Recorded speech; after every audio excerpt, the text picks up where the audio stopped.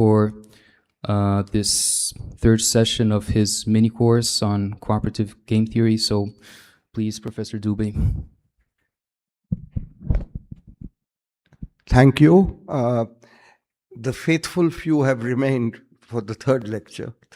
So I want to begin by proving Shapley's theorem. So I'm going to remind you of it.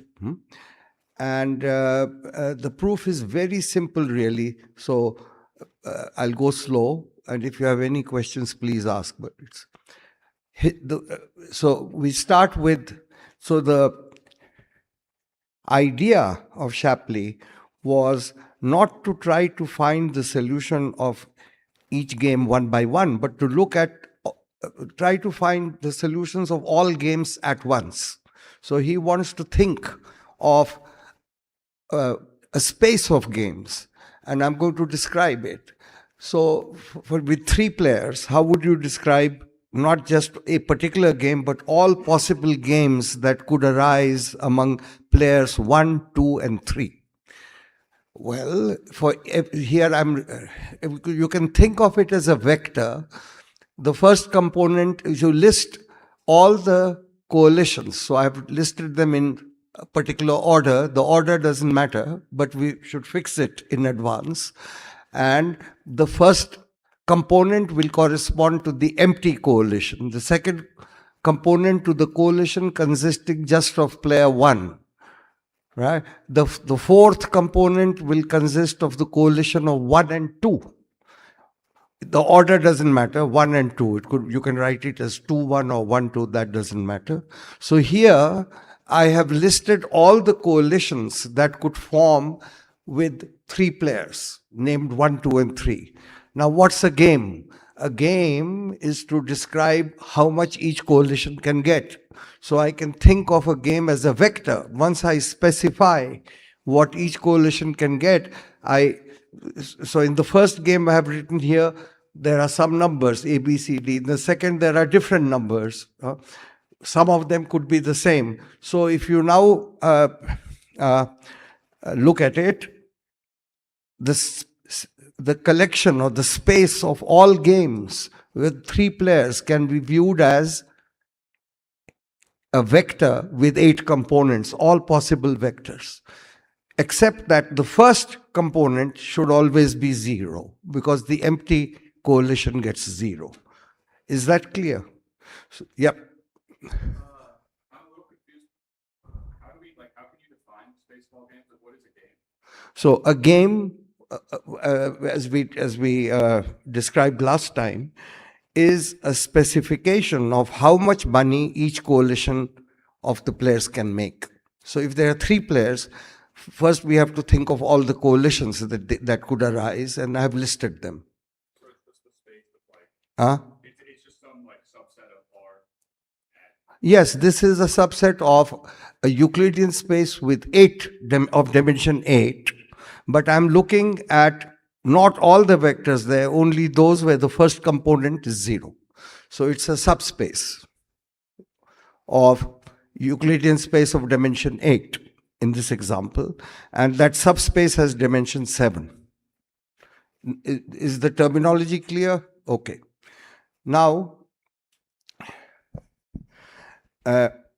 so Gn is, now I'm going to be a little more general. We take an arbitrary finite set called capital N of players, and we can think of any game on those players n as a vector with 2 to the power n components, because that's the number of coalitions. Yes? Except that one component corresponding to the empty set will always be 0. Therefore, the dimension of Gn will be the number of coalitions minus the empty set, minus 1. So the space of games on player set capital N will be, if there are, little n is the number of players in the set N. So it will be 2 to the power n minus 1. And Shapley's view is that we want to find a solution for every game, and we want to think of all the games at once as the space of games. So that's the formalism. We think of a solution as a map which goes from one Euclid vector space to another. The first one on the domain, the axes correspond to coalitions. And in the range, the axes correspond to players. So we take a game V, which tells you how much each coalition can get. It's a very long vector. And the solution to the vector to that problem is a small vector, which tells you how much each player can get. So let's do it one last time. If there are 4 players in the game, then the game is described by 2 to the power 4 minus 1 vector, a vector with 2 to the power 4 components, which is 16. One of them is always 0, all right? We'll remember that. So the game is, or the problem we have to solve is given by a game which is a vector with 15 numbers, 16, one of them is 0. The solution of the game, which we have to find, is just a vector with 4 components, 1 for each player. So given a game, we want to find a solution. So we are now looking at it as a map from one vector space to another. And the interpretation is that given a game V, phi I, the ith component of the vector phi of V, is what player 1 gets. Okay? So the problem has a lot of data, 2 to the n components. 2 to the n always means 2 to the n minus 1. Okay, so that's the problem, a very long, a lot of information. And the solution is a small thing, how much each player should get. Okay, so Shapley, I remind you now of how Shapley thought about it. He said, what are some reasonable conditions we can place on this map which represent our notion of what is fair or equitable? So the first condition, okay, before I write those conditions, I want to define 2 things. Given 2 games, V and W, we define the game V plus W by saying by what I have written. So it's the V plus W is just a vector addition for each component, capital S. You add the component of V and the component of W. So V plus W, you can just add them as vectors, you get the game V plus W. And I also want to define 10 times V or minus 7 times V to be what I have written. You just multiply the vector by C, every component. Okay, so these are 2 definitions. Given a game V and W, we can create a game V plus W. And given a game V and a real number C, we can create a game C times V. Okay, by that rule. And it's just standard vector addition and multiplying a vector by a scalar. Now I remind you of the axioms that we agreed on last time. First was what we called efficiency. If you look at, add up what each player is getting, it can't exceed the total money in the game, which is V of n. Okay? So V of n is the size of the cake when all the players cooperate and make the cake as big as possible. And phi I of V is a division of the cake without wasting the cake. So it's called efficiency. Second, we did it last time. If a player is irrelevant, then he should, such a player, whom we shall call a dummy, also often called a null player, should get 0. He should neither incur a loss or a gain. He's just irrelevant. And so we define when is a player irrelevant? When his role in the game amounts to nothing. And his role in the game, what is the game? Coalition. So the only role a person can play in the game is to join a coalition or leave a coalition. There's no other role. Of course, he can join the empty set, forming a coalition of himself. Okay, but all he can do is participate in coalitions, and that's the only role. We don't want to look at his age, ethnicity, gender. All those are irrelevant. So when we say a player is a dummy, I've written it. He has no role in the game, and therefore a dummy should get 0, if there is such a player. Okay. Third axiom that we wrote was that if two players are indistinguishable in terms of their role in the game, then they should get the same. It's like no discrimination. And I'm reminding you, I'm going over what we already did last time. So I say we define two players to be substitutes. If you replace player I by take him out of a coalition and put J instead, the coalition earns the same thing, right? So that's called substitutes, and the axiom we wrote, or you suggested these axioms to me last time. And so you said if two players are playing the same role, then they should get the same, right? And the last, up till now, all three axioms are local. They only talk about one game. We can stare at the game and see if there is any dummy, he should get 0. If two players are symmetric, they should get 0. Most games will not have dummies or symmetric players, and then these axioms are saying nothing. One thing is true in all games, that the efficiency, that applies to every game. And these two axioms apply only if there is a dummy or if there are substitutes. The only axiom which talks about more than one game, I'll call it a global axiom, is that if you take a game V and a game W, so there's a typo, you see. On the right-hand side, it should be phi of V plus phi of W. I wrote phi of V twice, but that's easy. You should check it. Okay. So it says the solution of V plus W is the solution of V plus the solution of W. And I told you a very long story that you should think of V plus W as a compound game with the master players here and their agents here and here. And what this is saying is that the way to solve a problem here is the same as solving it here and here. And I told the story about thinking of the Shapley value as what a judge in a court of law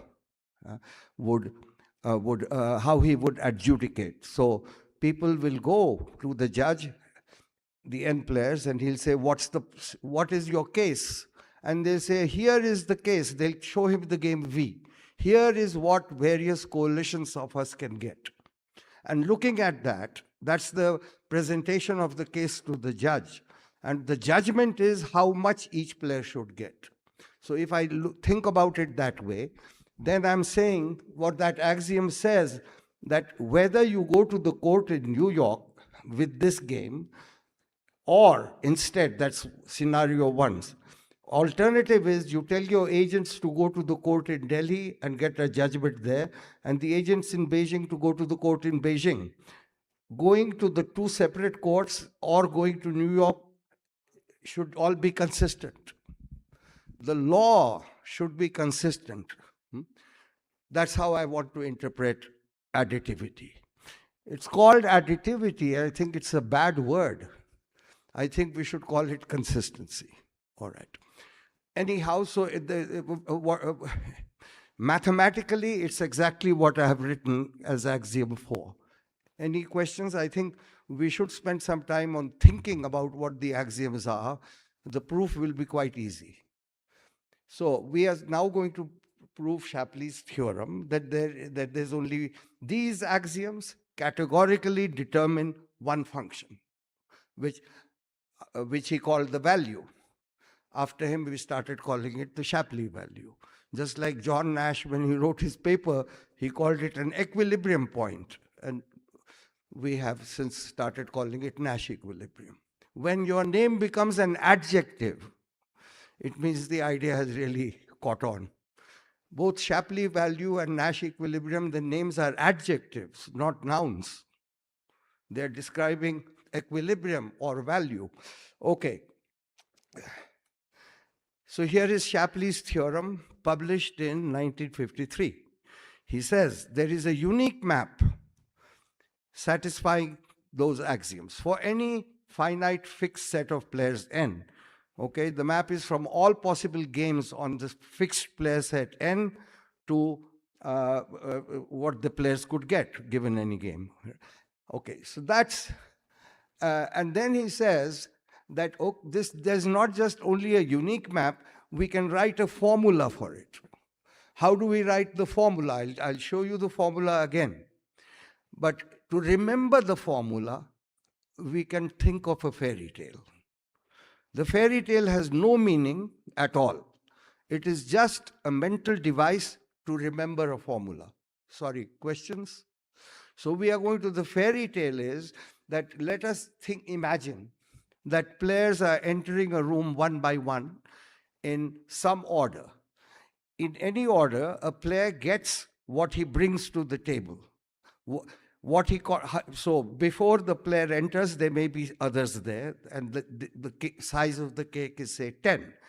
After he enters and joins the coalition, making it a larger coalition, the size is 15. His marginal contribution is 5. Or it could also be that when he enters and joins them, the cake shrinks from 10 to 5. Then his marginal contribution is -5. Okay? So we can, in any order, look at what each player, when they enter in that order, brings to the table. It's called marginal contribution. And in any order, we know every player's marginal contribution. Now, Lloyd Shapley says that the formula will be, look at all possible orders and add up the contribution of a player across all the orders. That's his total contribution across all orders. But we'll now take the average. There are n factorial orders, so we'll divide the total, his total contribution, by n factorial. That will be his average contribution, assuming all orders are equally likely. And that is the Shapley value. Okay. Now, so here is an example. All this is repetition, but I think it's worth repeating once. So with 3 players, how would you compute the Shapley value, the phi of player 2? Well, here it is. In the order 1, 2, I'll just take 2 cases. In the order 1, 2, 3, player 2, before player 2 enters the room, there is player 1, and the size of the cake is V of 1. After he enters, the size of the cake is V of 1, 2. So his marginal contribution is V of 1, 2 minus V of 1. Take 3, 1, 2, the second last order. If they enter in that order, player 2, before player 2 enters, 1 and 3 are there. So the size of the cake is V of 1, 3. After he enters, all are there. So V of 1, 2, 3. That's the marginal contribution of player 2 when the order in which they enter is 3, 1, 2. And so I have now checked his contribution everywhere, and the total divided by 6, right? So this is a formula well defined. For any game V, we can compute. The computation does involve n factorial computation, so it's quite large. Okay. In general, we wrote a formula last time, and I can remind you of this formula very quickly. It's convenient or natural to partition all the orders as follows. I want to look at all orders where a particular coalition S enters first and then Mr. I enters. Why? Because in all such orders, his marginal contribution will be the same. V of S is what the cake is before he comes, and V of S union I when he does come, so his contribution is the same, V of S union I minus V of S. How many such orders are there? Well, let's use a handy notation. Little s will be the cardinality of the set capital S.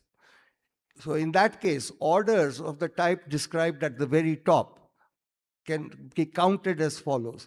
Let the people before him enter in every possible order, that's S factorial. How many people are there after him? Well, he's out, right? We have fixed his position. So the number of people after him is n minus 1 minus s, who come after him, right? Because total is n, s came before he himself has gone, his position is fixed. So the people after him is n minus 1 minus s, they could enter in any order.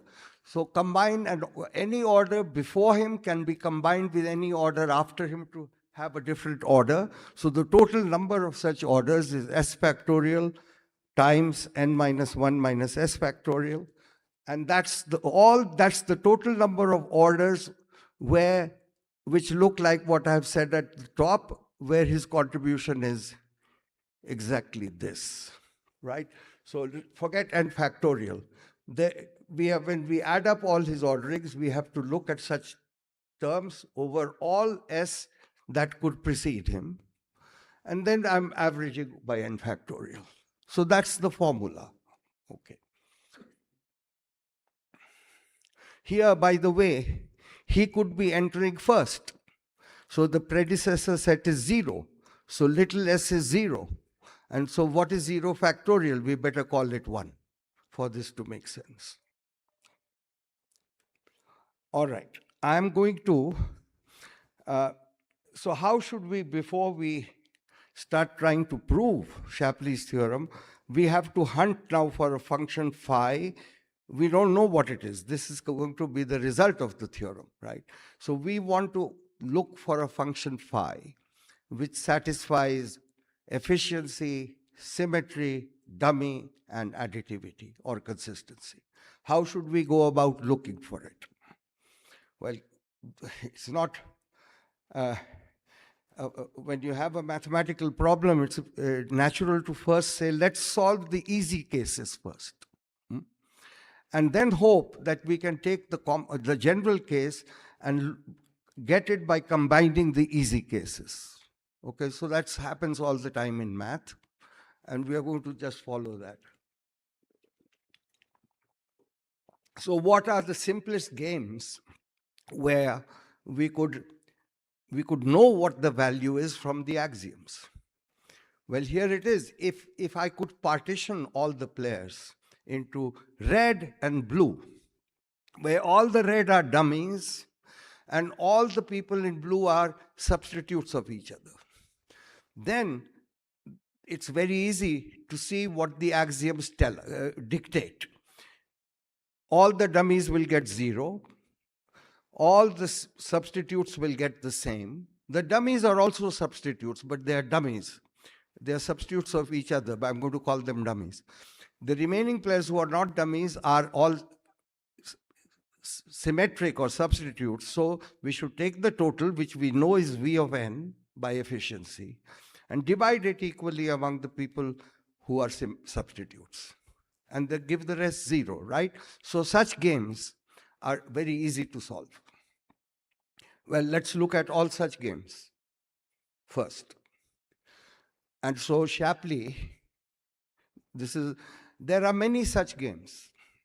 So I'm going to we are going to select. So if we want a game where S is a subset of all the players, we want to construct a game where all the players in S are symmetric and those outside S are dummies. There are many such games. We have to make a choice. I'm making a choice which Shapley made. And tomorrow when I present what I'm doing, I'll make a different choice. However, we are doing what Shapley did just now. So we are going to define the following game. This is a game in which the coalition, we are going to call the game CV. It is named by two things, a number C and a coalition S. C is Pradeep and S is Dubey. Okay? So I'm going to describe the game V corresponding to Pradeep Dubey. So how do I define it? The definition is the coalition S should get C. All supersets of S, all bigger coalitions which contain S should also get C, and every other coalition should get 0. This is a well-defined game. So in this game, what is V of everybody? It's C, because the big set of all players together contains S, correct? So the total to be divided is C. By efficiency, what all the players get should be C. But who are the dummies and who are not the dummies? All the players who are outside S are dummies, and all the players in S are symmetric to each other, if you think about it. Okay? Why are players outside S dummies? Because S, if the coalition,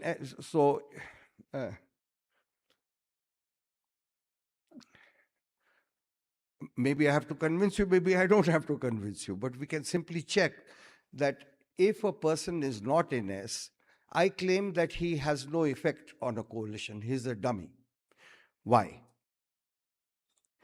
Well, a coalition, the coalition that he's joining either is S or its superset, in which case it is already getting C.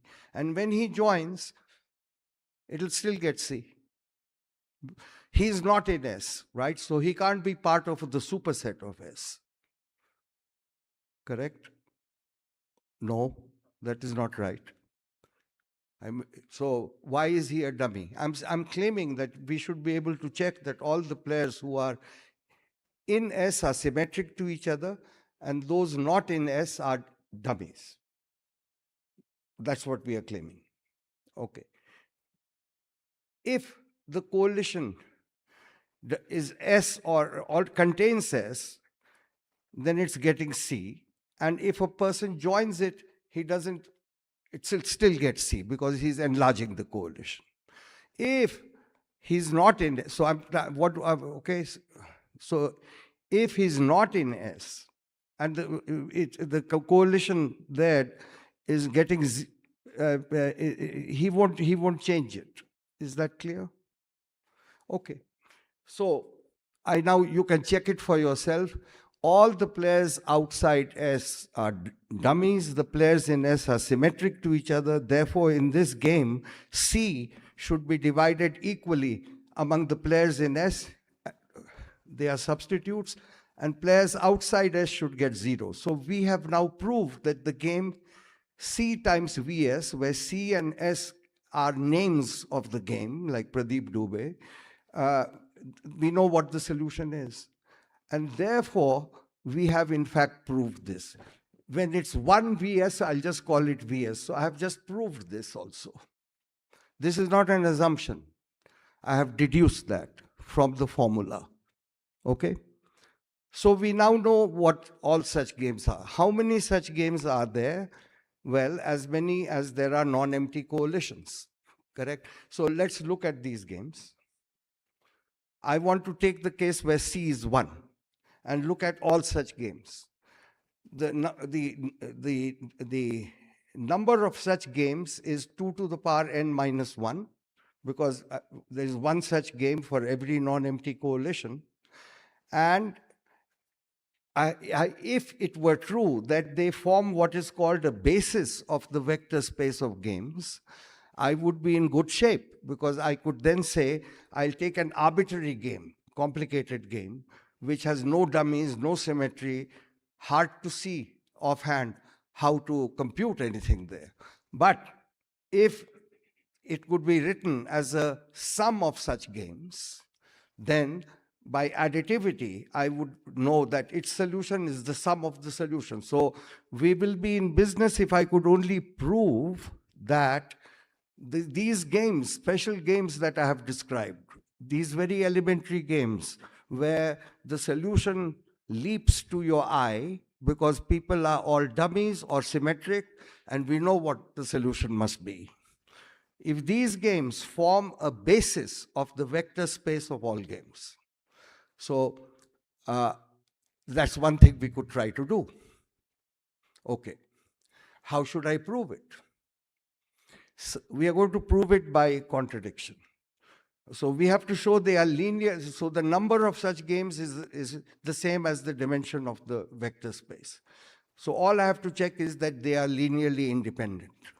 Then they will form a basis. So we are going to prove it by contradiction. You know, the famous mathematician G.H. Hardy said that that he was trying to describe proofs by contradiction. You want to prove something, you give it away, you say it's not true, and then you have to get it back. He called it the biggest gamble in the history of mankind. You want something to be true, and you just give it away, assume it's false, and then you reclaim it by contradiction. Okay, so we are going to do that. Suppose they are linearly dependent. This means that there is some non-trivial linear combination. These are numbers and these are our elementary games, a non-trivial combination where not all the CS are zero, such that this equation is true. It's a vector equation. Now, if I'm trying to reach a contradiction, so I could look at that equation, simply drop terms for which CS is zero, and therefore assume that the expression star has all the coefficients non-zero. Okay?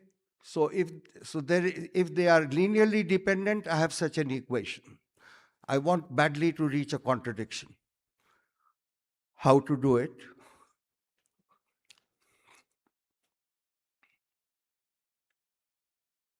Okay.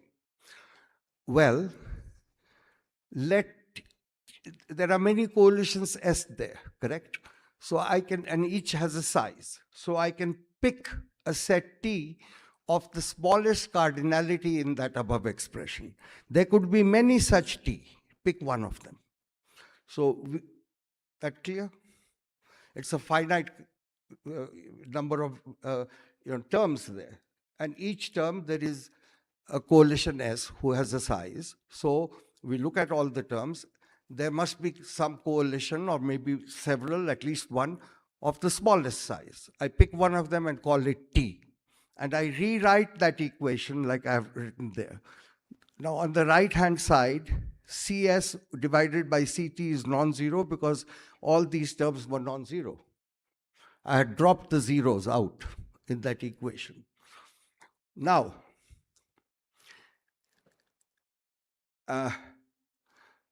I want to look if that equation is presumably true. So I want to look at the value of the coalition T in the game on the left. That is 1, because what is the game V sub T? It says T gets 1 and all supersets of T get 1. And T is a superset of itself, right? So it's 1 on the left. What about the right-hand side? I'm going to say that each of these terms is 0.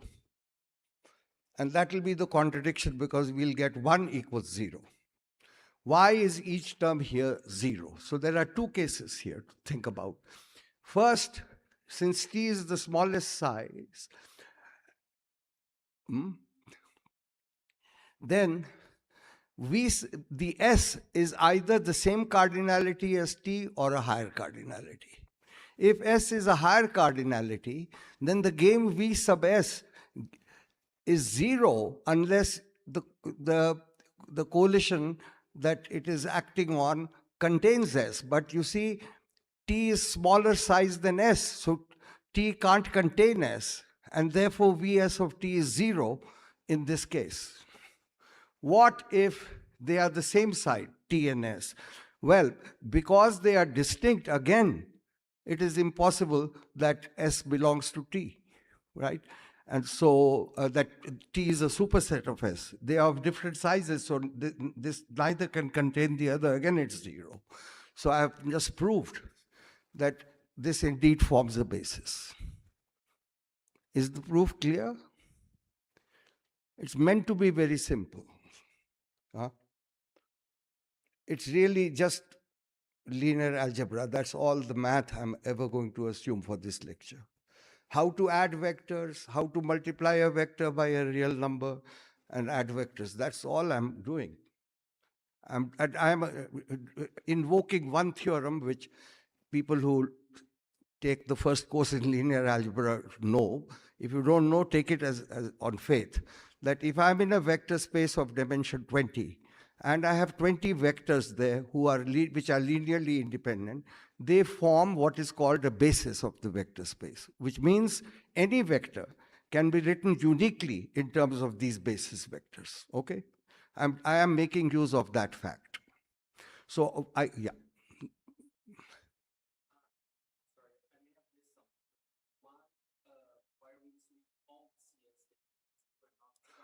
Oh, because, thank you for the question. I maybe went over it too fast. I have to go back, sorry. Sorry, the direction is non-intuitive. There is this equation, correct, to start with. So I want to drop those S. In this equation will remain true if I drop all the terms where CS is 0. It'll still be true because I'm only dropping zeros.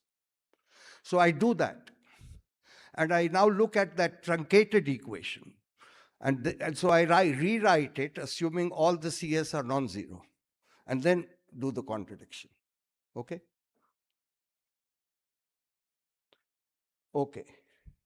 So this contradiction proves that the claim is true. Now I'm going to finish Shapley's proof. So I say, suppose there are two functions, blue and red. I should have, if I was thoughtful, I wouldn't have called them psi and phi. I would have called blue beta, and I would have called red rho. But that's my mistake. Okay. So there are two, suppose there are, so I'm going to prove Shapley's theorem this way.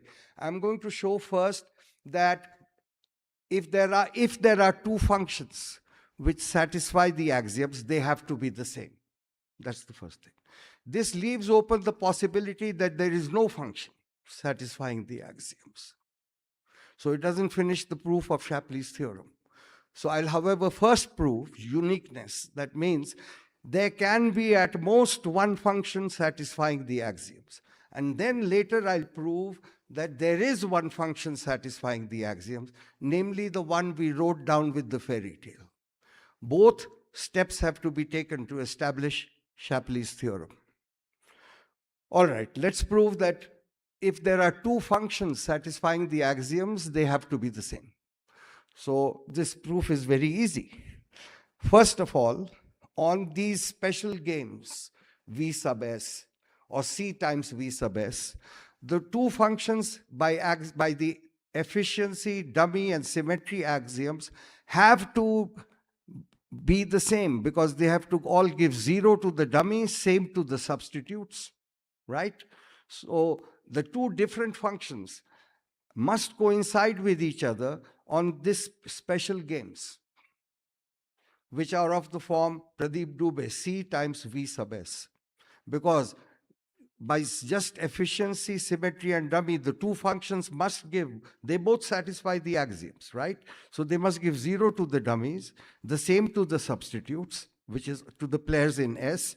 Dummies are in N minus S, give 0 to them, and the total is CS on the game. So they have to be the same on all such games. Now, we now go to finish the proof. So that is true, what I wrote at the top. On these special games, the red and the blue must be the same. Now take any game whatsoever, that it can be written uniquely in terms of these special games because the special games form a basis.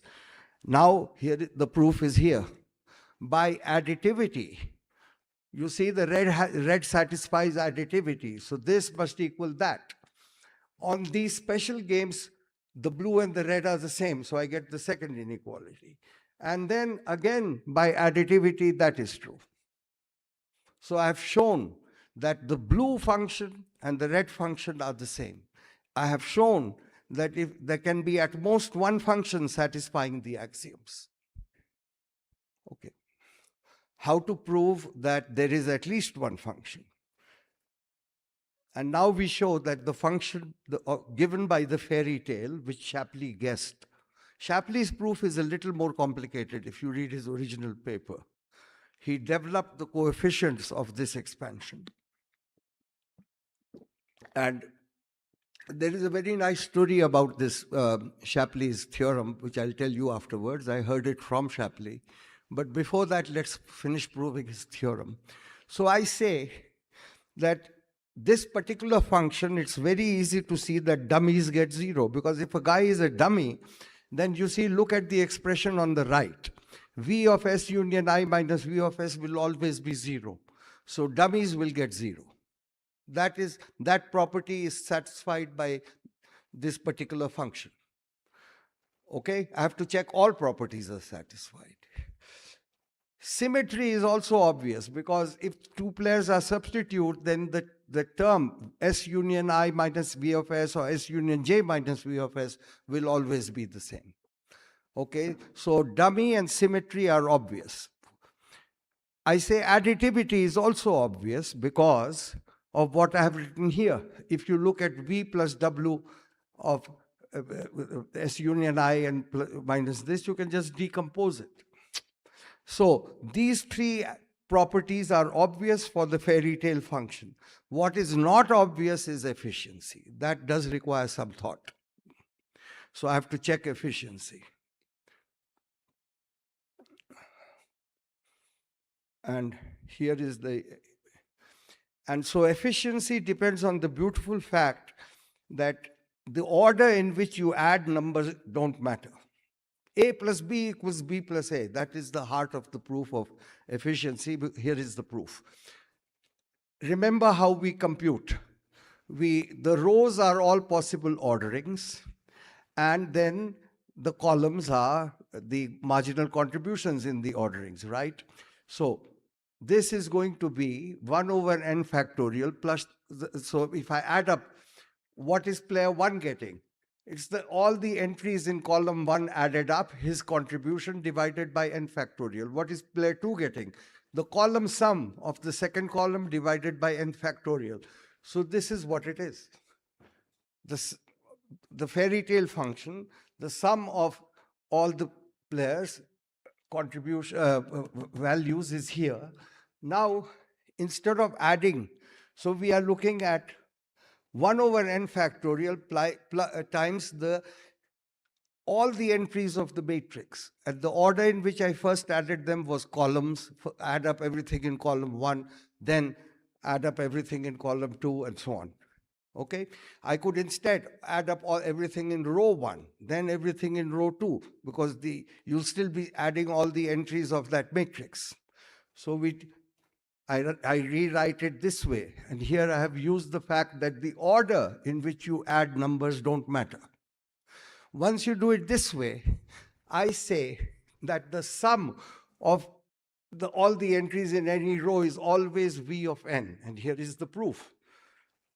Suppose there were 3 players. What would be 3, and take an order 3, 2, 1. And let's look at the contributions of all the players in that order. So you rewrite it this way. Mr. 3 gets V of 3 minus the empty set. Mr. 2 gets V of 2, 3 minus V of 3. Mr. 1 gets this. And all the terms cross out except V of 1, 2, 3 minus V of the empty set, which is 0. So it's easy to see without algebra also. The cake is growing as you keep adding people. Growing involves negative growth and positive growth. By the time you reach the end, you must get the whole cake. That's a better proof than writing anything. So the sum of the contributions in any order must add up to the whole cake. So every row adds up to V of n. Therefore, the total is, how many rows are there? N factorial. So the sum of all the entries in the matrix is this. We are dividing by this, it's V of n. So I've checked that this fairy tale function, based on the fairy tale of entering in all possible orders, satisfies efficiency. So it satisfies all 4 axioms, and we have finished the proof of Shapley's theorem. Now here is a story I heard from Shapley, up there, but I think he won't mind if I tell you. He was at the Rand Corporation, and John Milner, who's a famous mathematician, who got the Fields Medal and the Abel Prize, and of the 4 Crafoord Prize. There are 4 big prizes, he got 3 of them. He was also a young man, friend of Lloyd Shapley's, visiting Rand, and he had some interest in game theory, and Lloyd and he used to talk. So Lloyd Shapley says, I went to him one day and say, hey, John, I have got the formula for I have got the value. They were talking about this problem. And John Milner points to his blackboard where the formula is written. And he said, is it this? And Lloyd Shapley said, yes. So John Milner, I don't know what he thought, how he thought about it. There is a way to think about it without the axioms. So I want to mention that, and maybe that's how he thought about it. You see, the idea of marginal contribution is very old in economics. Yes, you look, you construct prices that way. You see what a person is adding on the margin. Okay, so a nice way to think about how important each person is if you were to remove him, how much would the cake shrink?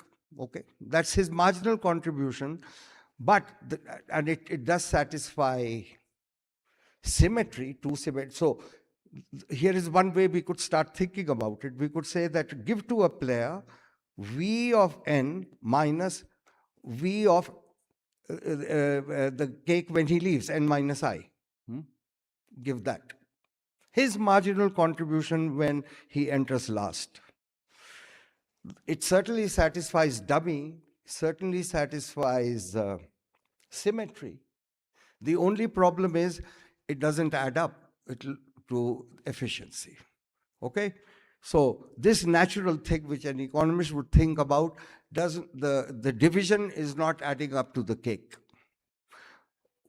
On the other hand, if you take a particular order, you see, and give everybody his marginal contribution, it does add up to the cake. But then it violates symmetry. Two symmetric players could be entering in different places and get different things. So looking at any order won't do. So how do you bring back the symmetry? Efficiency says, look at an order and add their contributions. But that is no good because the order is arbitrary. So it's very natural to think, go look at all orders. So one could try to arrive at something which satisfies symmetry, dummy, and efficiency this way. And maybe that's what John Milner did. I have never talked to him about it. But he had the formula. I think Shapley's main contribution was to look at it axiomatically on the basis of these axioms and derive it. So that is the work of Lloyd Shapley. We'll take a pause for 1 minute. Any questions before I move on? And yes. If what? If there's a harmful player, yes. Reduces the V. His Shapley value would be negative. Would be negative, but wouldn't, I mean, you could think of this as efficient, but on the other hand, excluding that player is even more efficient, right? Yes, but we are we are looking at a game where we can't change the player set. That's the scenario that we are examining. And then he has to bear a cost. If we could, so you could expand the model and say, so if he's harming, he takes his harm, right? The other players don't suffer. Yeah. In some way, that is an answer to what you're saying. We are giving him, he's being made to pay money for the harm that he caused. The end is not optimal. You are saying that if you drop him, you could look at V of n minus I. Yes. If the game is super additive, then I think it'll be okay. So I haven't assumed super additivity.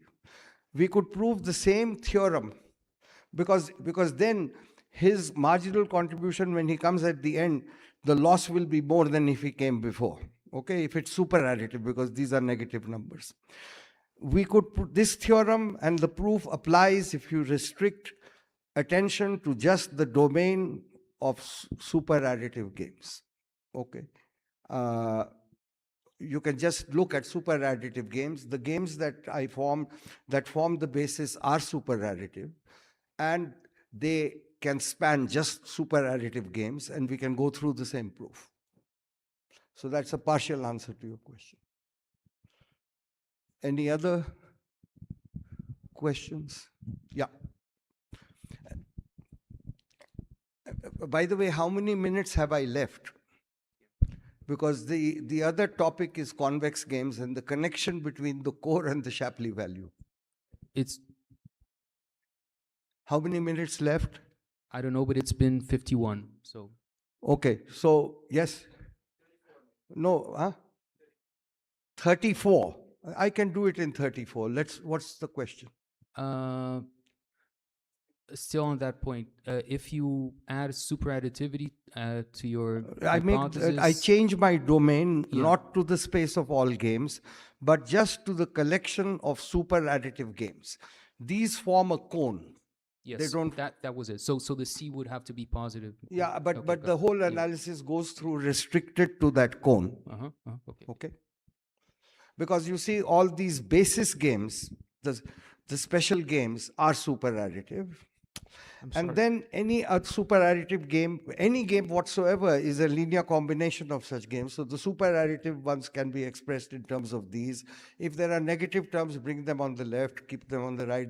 Both sides of the equation will have super additive, and you do the same algebra. Okay. Professor, Yeah. I'm sorry, you have 18 minutes. How much? 18. 1/8. 18, yeah, 1/8. Ooh, so I might have Yeah. to. I was wrong previously. Well, we'll do what we can. I won't rush anything. So I went too slow, I think. Okay. Anyhow, let us raise the question. Control L. And now I raise the question, when is the Shapley value in the core? Ehud, I would like you to come tomorrow, not today, because tomorrow I want to talk about the Shapley value when not all coalitions can exist. And I would be delighted, but today I hope I provide a good lullaby to you. Okay.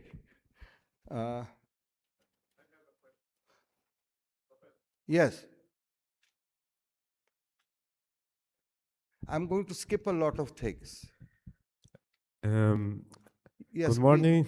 Thank you for the presentation, the lecture. Very didactical way of thinking about the Shapley value and examples. Thank you.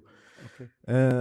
I was thinking about the scenarios of realization of those scenarios, because in reality we see only one scenario in the Yes. economy. How to think about this? Yes. So the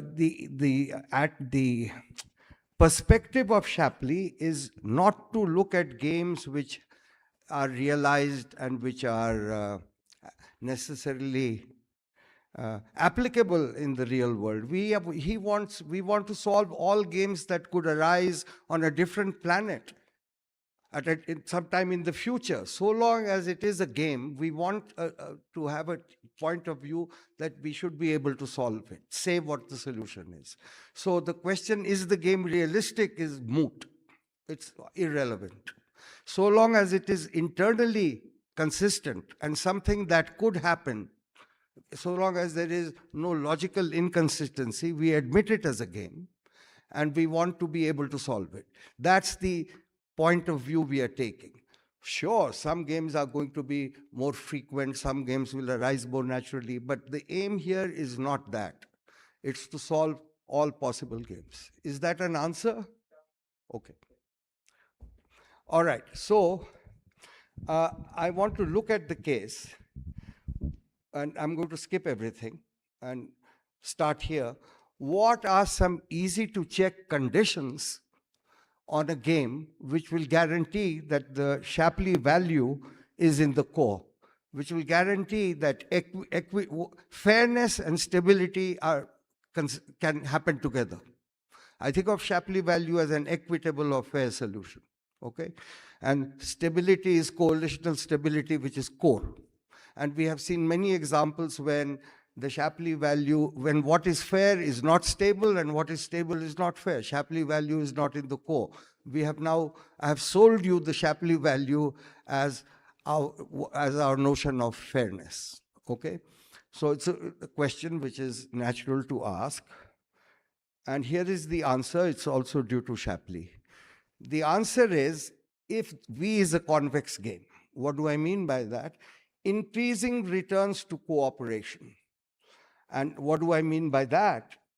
It is that if a player, so we look at two coalitions, S, small, and T is a bigger coalition which contains S.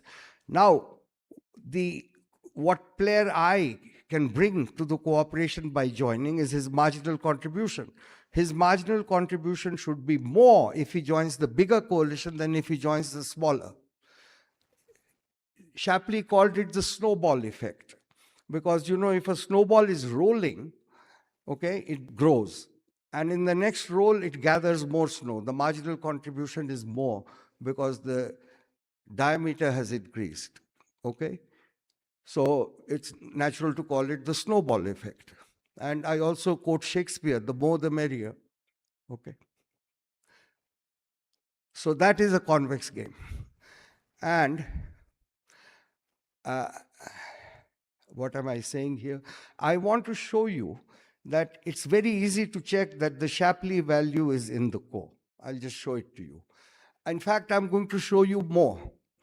Take any order in which the players enter, and let's give to each player his marginal contribution in that order. So any ordering of the players generates a payoff to the players, which adds up to V of n, as we saw. I'm going to show that is in the core. If the game V is convex, it's true for each order. And therefore, since the core is convex, what is the Shapley value? It's adding up these vectors with equal weight, 1 over n factorial. So it's a convex combination of these vectors. Many of these vectors could, for different orderings, you could get the same.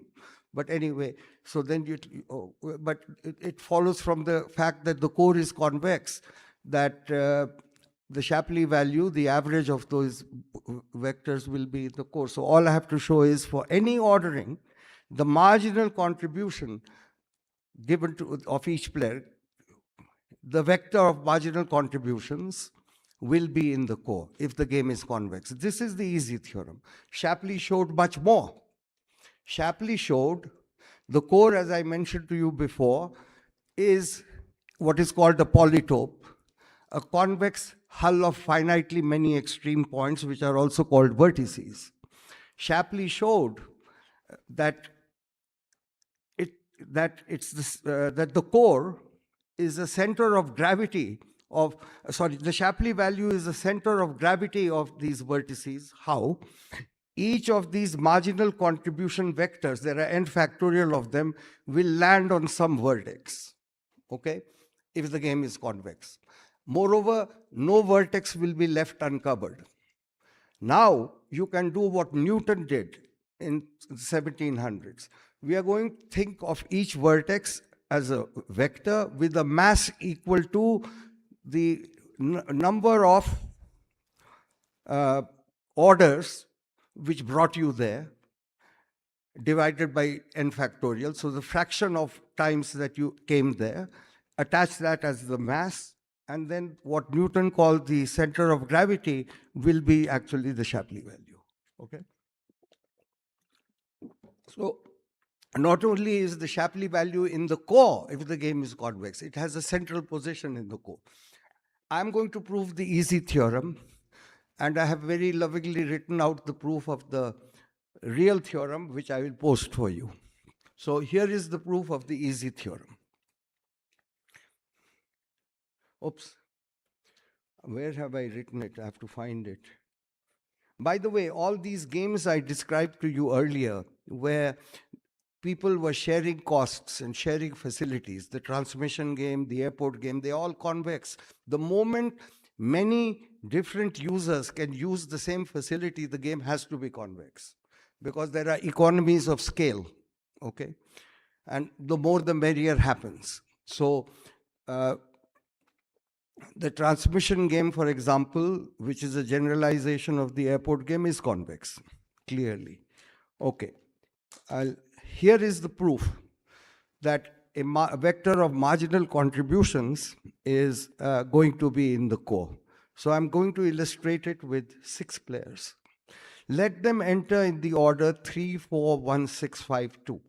Then we know what each player gets. I've written that out, okay? So player 1 gets, I wrote it out, his marginal contribution and so on. Now consider any coalition, 2, 4, 5, and we want to show that that what is being given to them by the vector m pi, the marginal contributions that emerges from pi, that they give at least v of s, that s can't block it. So I have to, so the trick is, look at the coalition S of these 3 players in the order in which they appear in that ordering, okay? So if you look at 2, 4, 5, who enters first in that order? First player 4, then 5, then 2. So we're going to look at them in that order and look at their marginal contributions. So I have written it out. Now we are going to forget the others and observe, if you drop the others, then player 4, if just 4, 5, and 2 had come, okay, then 4 would have joined the empty set and he would have got this squiggle. This is an imaginary thing where the players in between have gone, and he would have got this, then the player 5 would have got this, and player 2 would have got this. And this would be V of 2, 4, 5.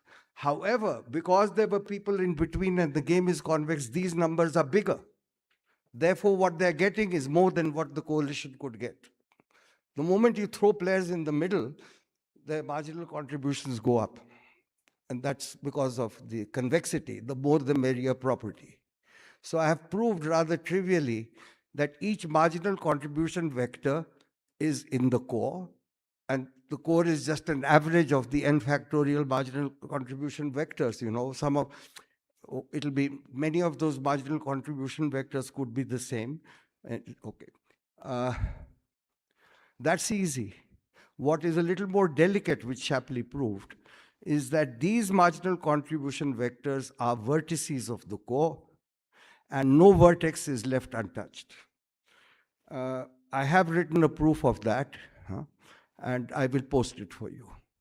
So I think we are close to the end of this session.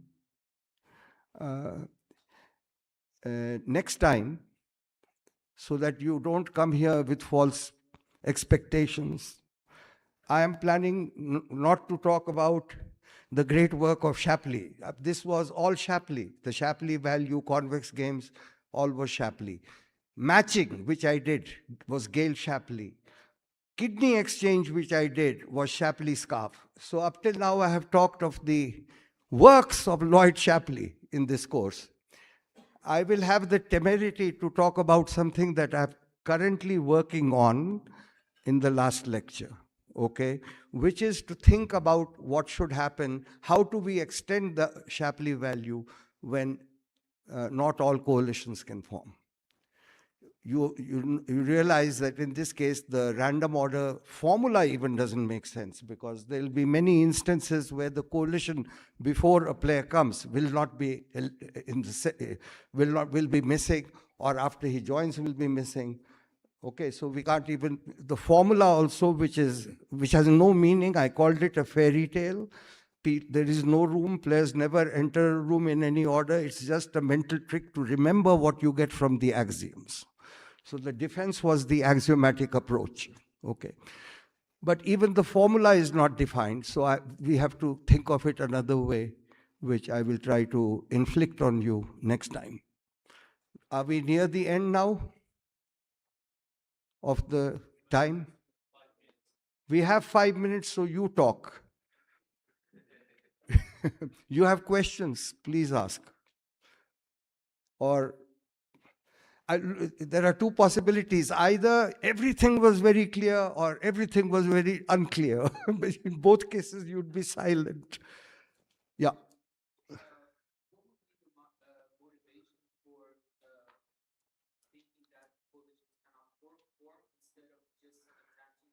Yes, yes.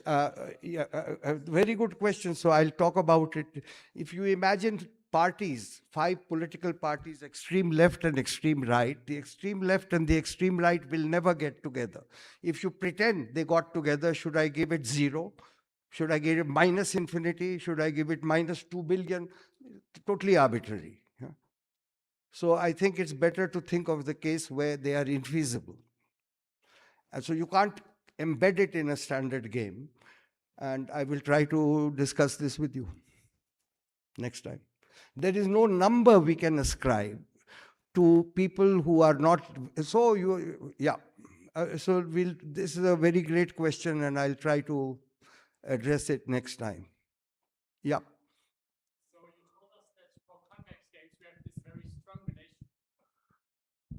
So you told us that for convex games we have this very strong relationship where we can say, okay, the Shapley value is even like in the mass center of the core. But do we have any other properties apart from convexity where we can check if the Shapley values are actually in the core?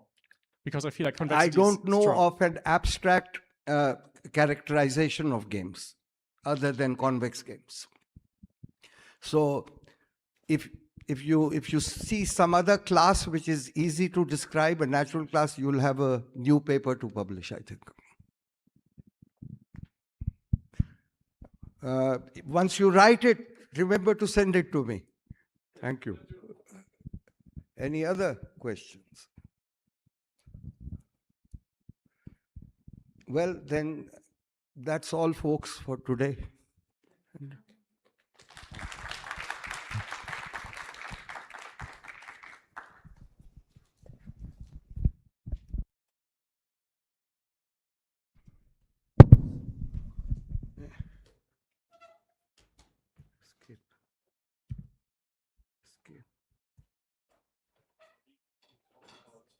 Huh?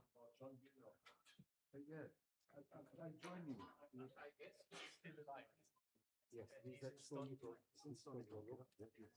why don't you just talk to him and ask him Well, about this story? he's such a shy and private man. I see. So he's not so easy to approach. I know I could approach him and say hello, but he won't like my asking these questions. Ah, I see. Okay. He said that's between him and Lloyd. So I don't know him that well. But I heard met, it from I Lloyd. also met him at some mathematical conferences. I see. So You know, I know he's still alive. This year, one person at Stony Brook feels better. Yes, A yes, guy I know. called John Parvin. I know. My daughter is very close friends with his wife, but they are divorced now. Okay. So I heard about him from my daughter and from his wife. That I heard that he's likely to get the Fields Medal much before he got it. Some rumors. Yeah. But Well, actually, John Nash also has joint papers with John Milgrom. yes. For example, the first paper that exists, I think, in experimental. Yeah, They conduct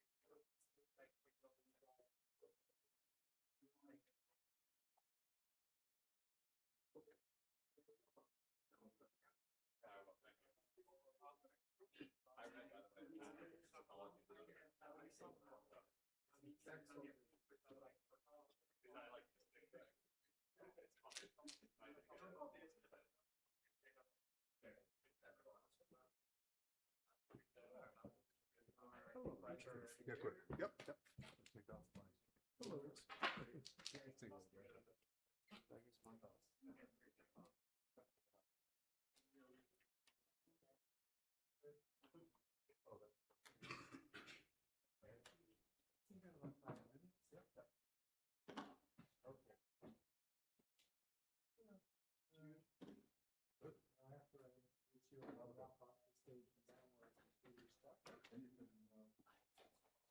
Go have a coffee, whatever you want. And there will not be quiz.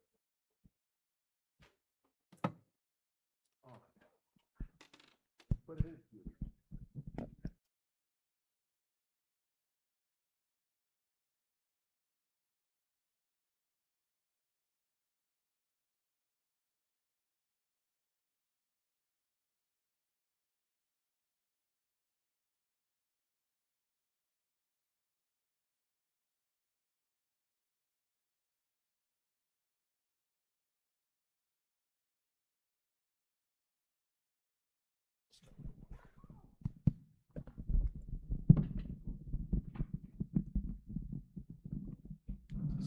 That's the one that's working?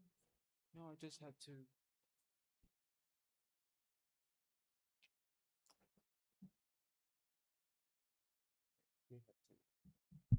Good. Okay, that's working. Good. And I'm gonna pull it out of here. Yep.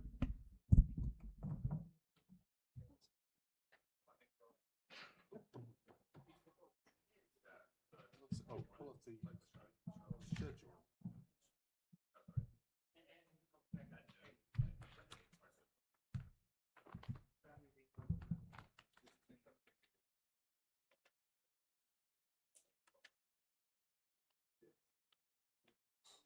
I don't touch it.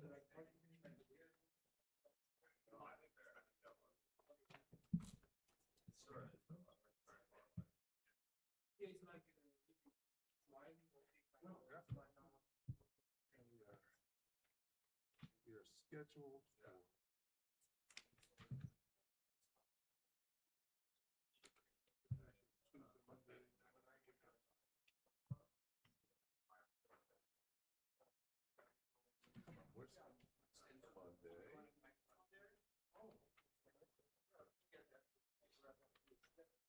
why is the number you moved?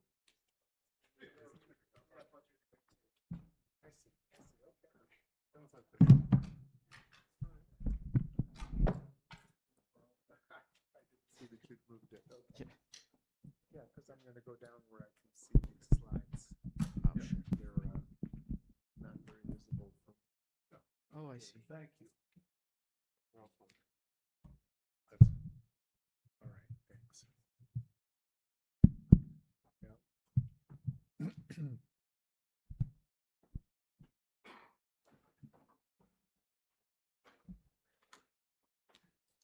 We got a few seconds left, Roger, and then I will introduce you. Yep. Let's start. Okay. People can wander in as we All start. right, good. It's 10:05, everybody. So, real pleasure to be introducing one of the guys here who least needs introduction, Roger Myerson. I've known Roger for almost 50 years now. Next year will be 50 years that I was an assistant professor and we were colleagues at Northwestern. Ehud was there, Kalai was there too.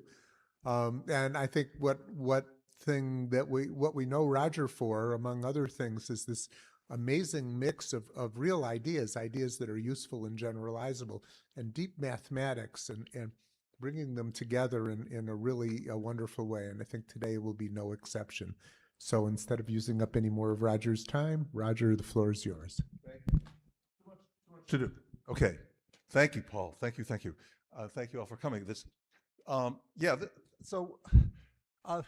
Today I've been working for the last 4 or 5 years figuring out how to extend, and it was non-trivial to me at least, it might be obvious to others, how to extend my 1995 paper on dual reduction to general Bayesian games. I thought that was a beautiful paper, but it wasn't clear how we should use it.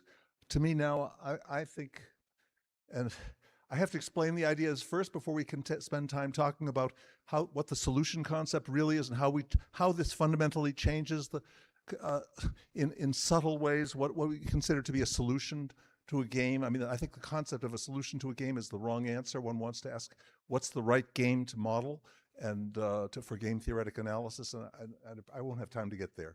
But Bayesian games are models of interactions among individuals who bring private information into the interaction and then go off and choose some private actions, which might themselves be strategies for multiple periods thereafter.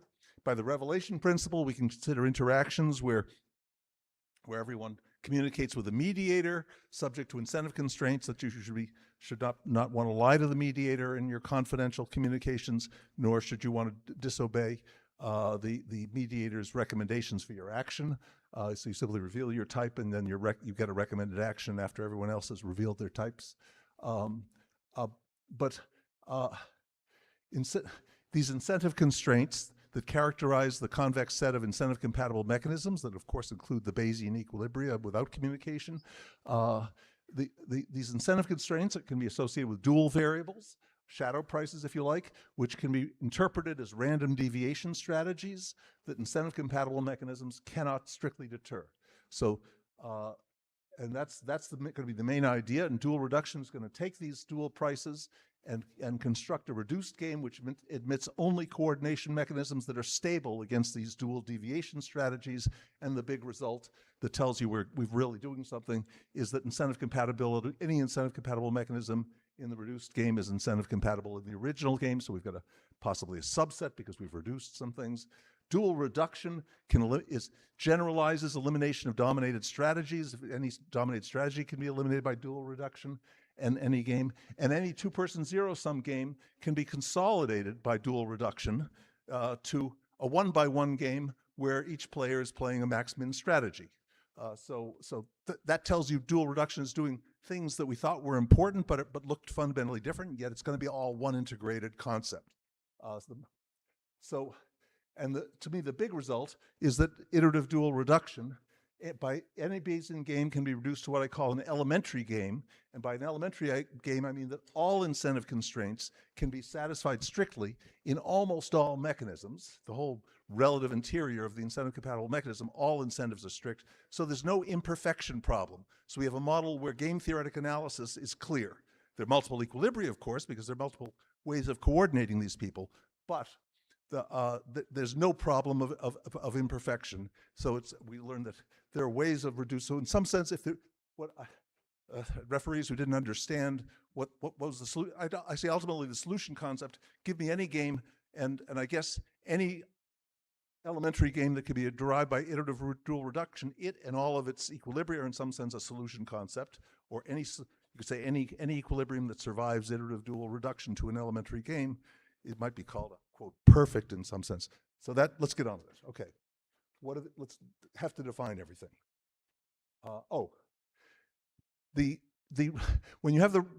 In games with communication, the strategic normalization result, which is where game theory came from, that any extensive form game could be represented in normal form, doesn't hold. You can have the revelation principle or you can have strategic normalization, but you can't have both. What we're doing games where we're allowing the possibility of communication, and then the Bayesian and normal forms may be substantively different. So what I want to do is start right away without giving the definitions, just give you an example. And the example is the one that we've torn our hair out the most over the last 40 years, the beer quiche example. This is the beer quiche example from Cho and Krebs. I'm modeling it, the upper half of the slide, as a Bayesian game, which means to make it a Bayesian game, it's an extensive form game, but I'll let player 2, Player one decides, knows whether he's either the strong type with 90% probability and a 10% probability that he's a weak type.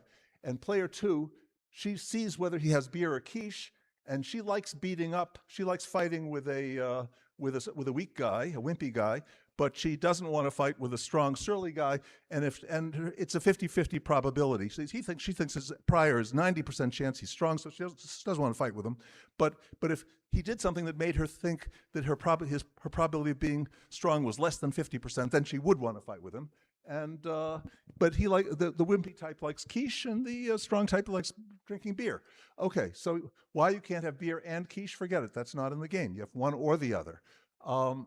So it turns out.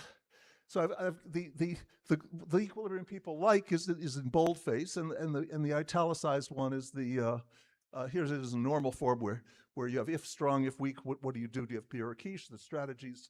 This is the normal form. Start with the bottom of the slide. The normal form, everybody knows you can iteratively eliminate dominate strategies, and you get rid of the quiche equilibrium. You're left only with the beer equilibrium. The pool. Player one wants to pool because nobody wants to be identified as the weak type and get beaten up. That's more important than not getting beaten up is worth more to player one in these payoffs than having beer or quiche. But if you can avoid getting beaten up. However, as a Bayesian game, it is elementary. So as a normal form game, it can be reduced to one of the two equilibria is eliminated, just as Cho and Krebs remarked. What everybody was doing, what were we tearing our hair out about? We wanted to make sure that when we looked at the extensive form game, we also got the same result that we got in the normal form, actually, and because we thought that had to be the same. But they don't have to be the same. Because it's obvious, and here's my mechanism. You ask the player, are you strong or weak?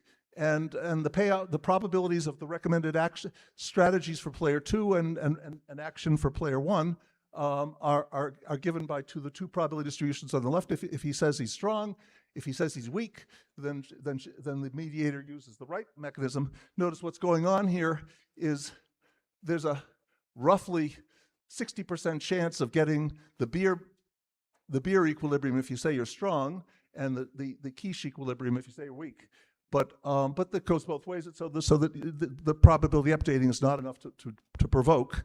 But there's also, when you say you're weak, there's a little probability, just 1%, that doesn't really matter very much. We already have strict preferences. The weak wants to admit he's weak, but because he likes getting more quiche, a higher probability of the quiche equilibrium, where the player two would only fight if she saw beer.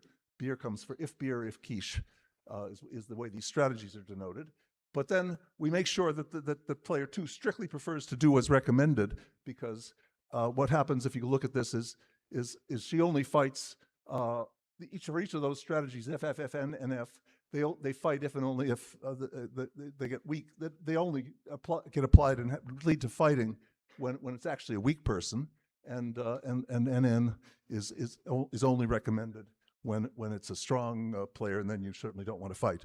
So all incentive constraints are strict. The point is, the key part of the story was the quiche if strong but beer if weak doesn't make any sense in the normal form. It's a dominated strategy, in this case dominated by a randomization between these two, but it doesn't make it a dominated strategy because, of course, if one type is going to want to do quiche, it should be the weak. But that's if you think that both strong and weak must have exactly the same beliefs about how player two is behaving. Once there's any chance of communication, then it's not necessarily true that player one and both types must have exactly the same beliefs about how player two is behaving, and the whole domination of the strategies goes away, and this becomes an elementary game. The point is, once we understand how to do dual reduction for general Bayesian games, we understand that problem, the paradox was everybody assumed that the normal form and extensive form had to have the same analysis. And how are we going to see the normal form analysis and the extensive form? And the answer is no, the Bayesian analysis. And the answer is you don't. They're different games. They're measurably different games. You ask, is it possible that player two's behavior might depend on something that player two learns about one's type? And the answer is yes, it can be totally incentive compatible with all strict incentives. The end. Okay. Now the definitions. I'm hoping that that people have seen Bayesian games before, because here it all is. There's the definitions. The game gamma has I, the set of players, little I and little j are typical names, ti are the types of player I, ci are the actions of player. No, I'm going to change one thing. I must change one thing here. Unlike Harsanyi 1967, we're going to allow that a player's action set depends on the player's type. You always knew that was something that you could, a generalization, but it was inconvenient, makes the notation more complicated. I have to do it because dual reduction was going to give us different action sets for different types. So Ci of Ti are the set of players' I's feasible actions if player I's type is Ti.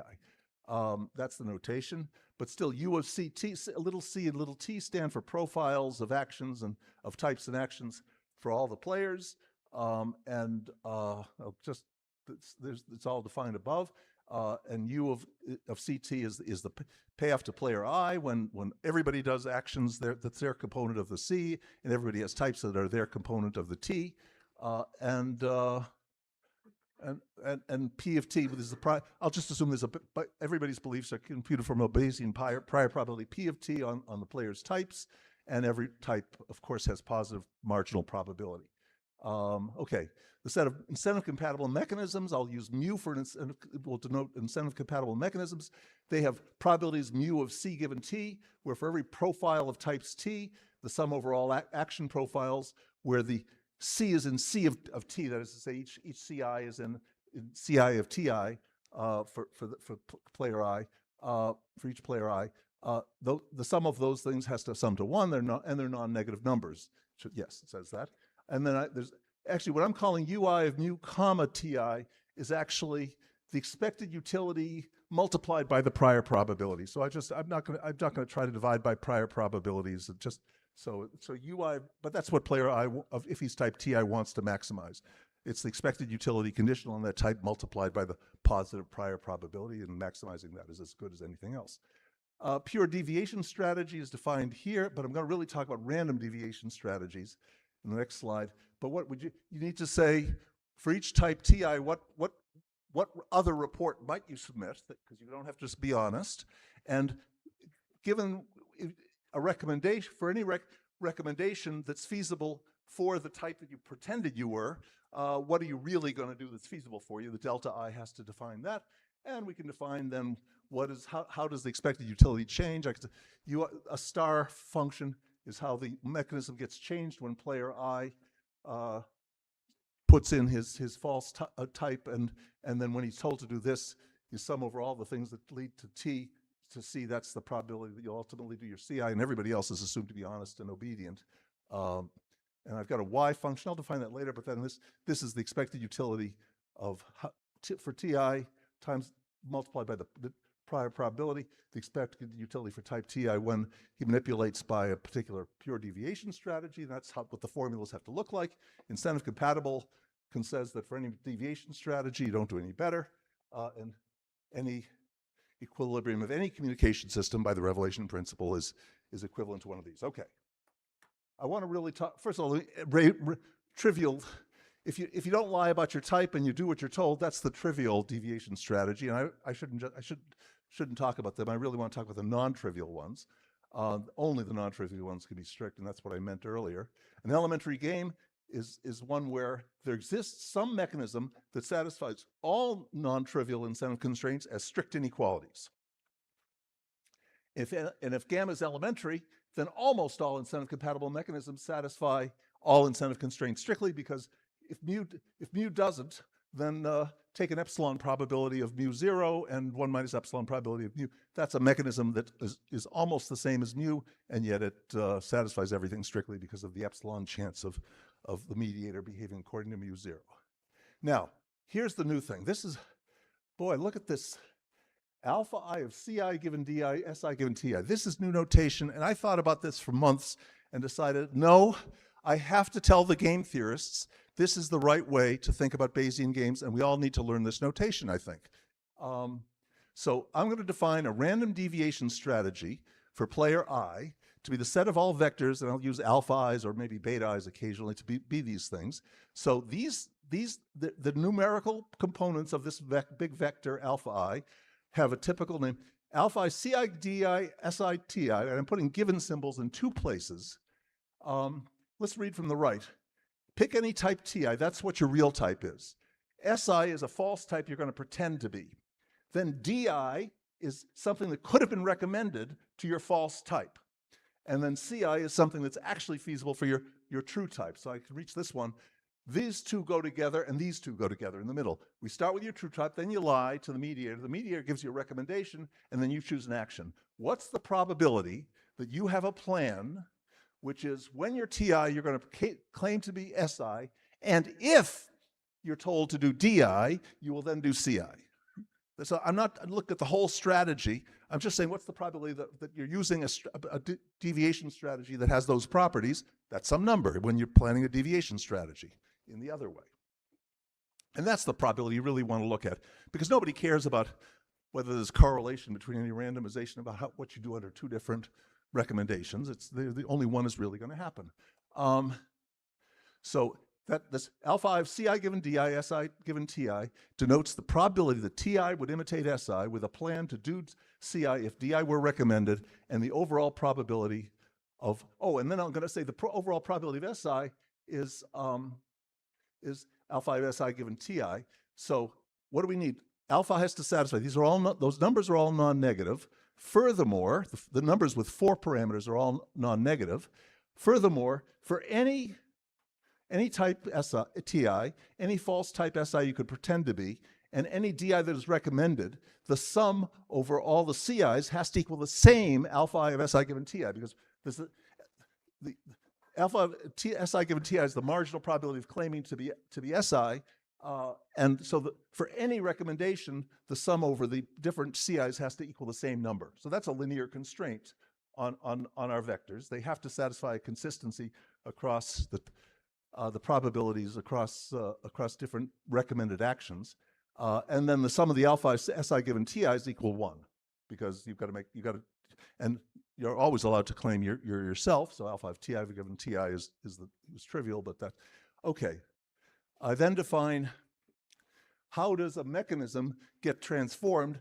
Alpha star, mu star alpha. I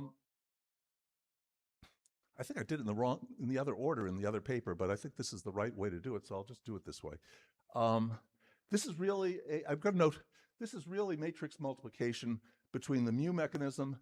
So we're what does it say?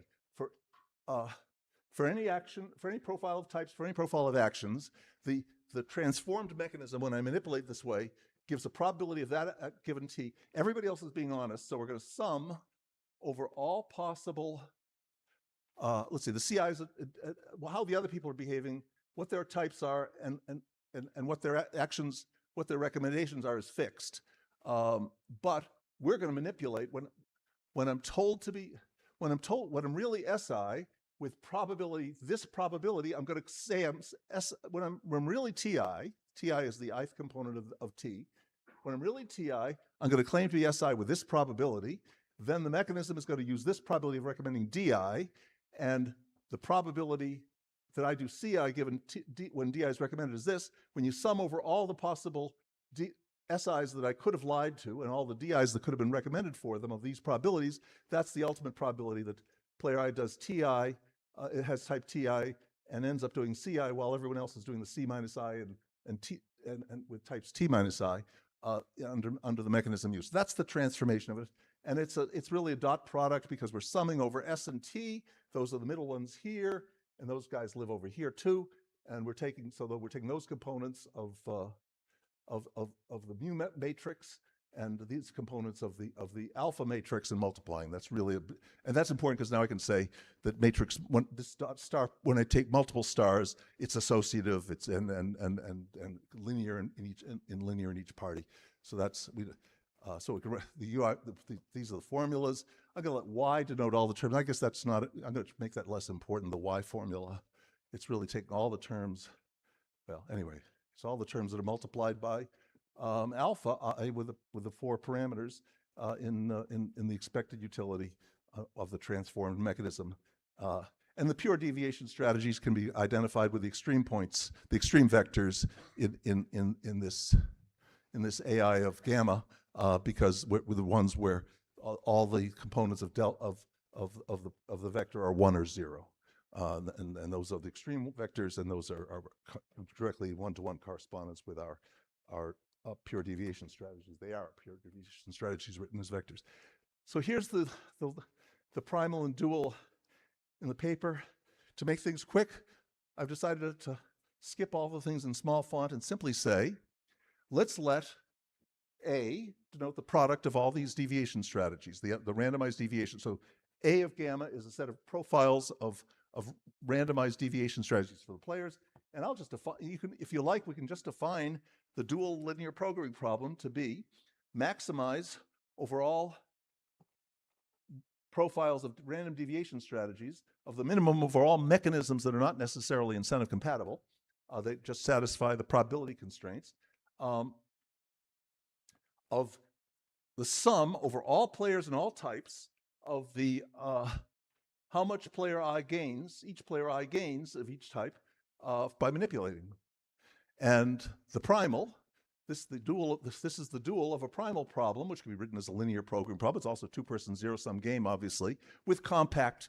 They're not simplexes, but the feasible sets are compact, and everything's the objective is linear in the mu and separately, and linear and linear in the alphas. So the primal problem that goes with this, the other side of the two-person zero-sum game, is to minimize over all mu the maximum over all deviation strategies of the sum of the expected gains.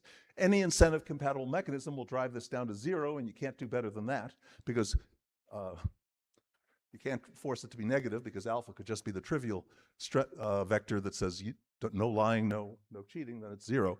So that's the value of the game. The value of the game is 0. And the value of the Minimax theorem, the value of the dual game of the dual problem is 0. And so is that okay? So we'll let A bar gamma denote the set of optimal dual solutions. Is argmax over all alpha, the minimum over all mu. So as I say, I remind you up there, the dual optimal value is 0 because of the Minimax theorem, if you like, or the duality theorem of linear programming.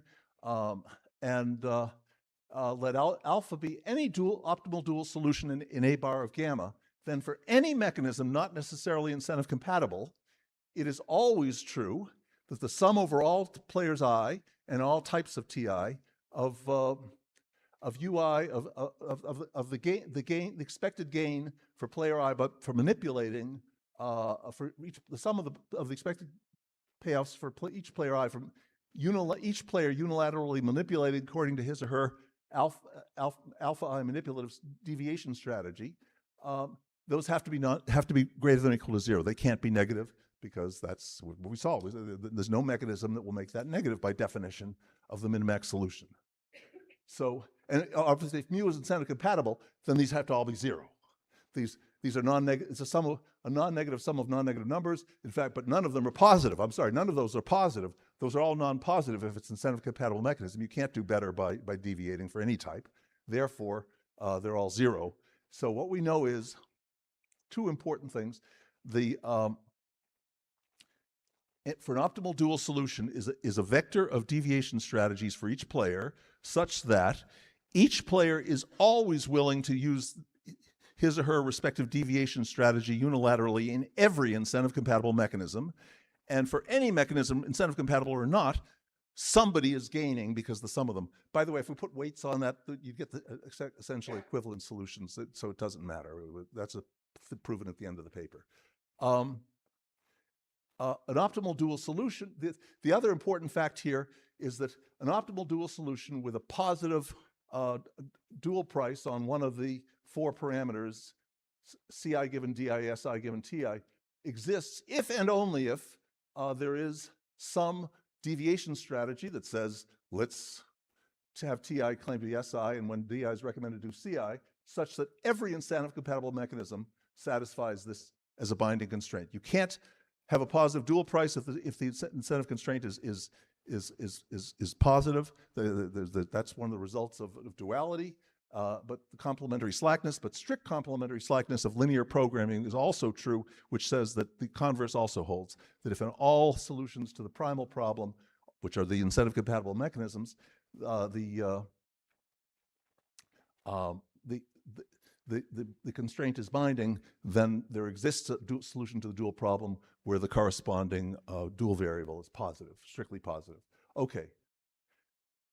So I've already told you, when we have a dual solution, each player, let's call it alpha, each player I is willing to manipulate any incentive compatible mechanism by alpha I. So that's where we get the imperfection problem. We've got alpha I is giving us an imperfection problem. So we wouldn't have to worry about these things if we only looked at mechanisms that were alpha I stable. Alpha I stable means that that when I manipulate the mechanism according to alpha I, it doesn't change. So that's what we're going to do. We're going to develop an alpha reduced game which admits only these alpha I stable mechanisms. We're going to have a set of reduced types, and I'm going to denote it by Ti divided by alpha I, and there's going to be a set of reduced actions that correspond to those reduced types, which I'm going to define as Ci divided by alpha I given tau I, if tau I is a reduced type. That's a reduced action for type tau I. As I told you, the reduced games definitely have action spaces that depend on the type, so I have to define that as the generalized Harsanyi's Bayesian game in that trivial way. Okay, I've got a slide to show the reduced types are the easier ones to define. The next slide will define the reduced actions. It's a little harder. Look, in any incentive compatible mechanism, each type Ti is willing to imitate another type Si with probabilities alpha I of Si given Ti, but these imitated types might be similarly imitating other types. So basically what we're going to do, and here I'm going to use a notation where I raise alpha I to a power. That's just matrix multiplication using the star mechanism. And what am I talking about? Well, I've already said mu star alpha I is itself an incentive mechanism, and starring it by alpha I again is, but matrix multiplication is associative, so I can talk about the alpha I star alpha I, and that's alpha I, couldn't be called alpha I squared, and of course I can keep iterating and define alpha I k for any integer. And if you look at the long run, basically we could, I don't know, take the if you have a stable mechanism, it's going to be stable not only under alpha I, but also under alpha I star, because doing alpha I twice doesn't change anything. Do it k times, it doesn't change anything. Take the average of up to k times, 1 to k times, that doesn't change anything. Take the limit as k goes to infinity, that doesn't change anything. But we know that matrix is converging. Those are the average of alpha 1 up to alpha k is guaranteed. At least it's living in those are all probabilities. All the components are probabilities between 0 and 1 that live in a compact space. They converge. Actually, we know that they have a convergent subsequence without any argument. So consider the Markov chain with transition probabilities alpha of Si given Ti, and let Ti given alpha I denote the set of minimal non-empty absorbing sets for this Markov chain. That's where we're going when we iterate many times. We end up with a stationary distribution that you know where we're going with. We're going to end up with a stationary distribution that might fall into any one of these minimal absorbing sets, and then on each of the minimal absorbing sets, there's a unique stationary distribution under the alpha I with 2 parameters Markov chain on the type space of player I. And so for any type Ti and any reduced, I'm going to call that the set of reduced types. The reduced types of player I are the minimal absorbing subsets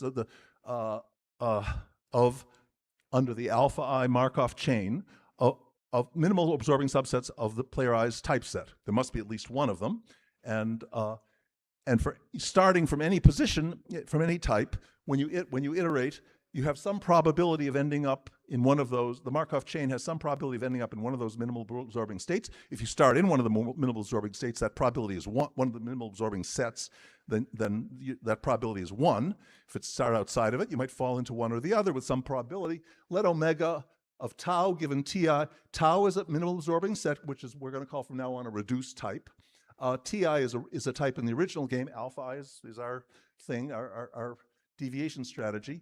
And omega of tau I given Ti alpha I is the probability that we'll end up in the minimal absorbing set Ti event ultimately if we start in state Ti and iterate by the Markov chain. and it satisfies the obvious equations that says where you go next, the probability that that one ending up in tau I is sum over all the where you could go next, all the SIs you go next to has to equal the probability you end up at starting from here. And of course, if you started in tau I, then it has to be 1. And if you started in somewhere else, then it has to be 0. And those have unique solutions. And we're going to interpret this as the probability of type Ti reporting the reduced type tau I in the alpha I reduced game. There's a lemma there that's really interesting, but small font telling us, let's just skip it.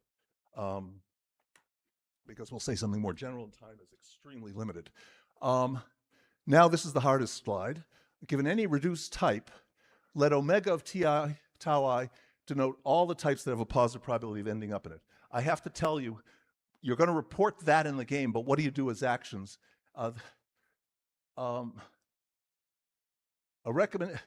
When alpha I imitations imply that a reduced type report tau I could come from any type Ti in omega, what a mediator can recommend is only a behavioral strategy that says, hey, I recommend sigma I that you, for any type that could have reported this, here's how you randomize over your feasible sets. So up here, does this have maybe it does, I don't know, it doesn't.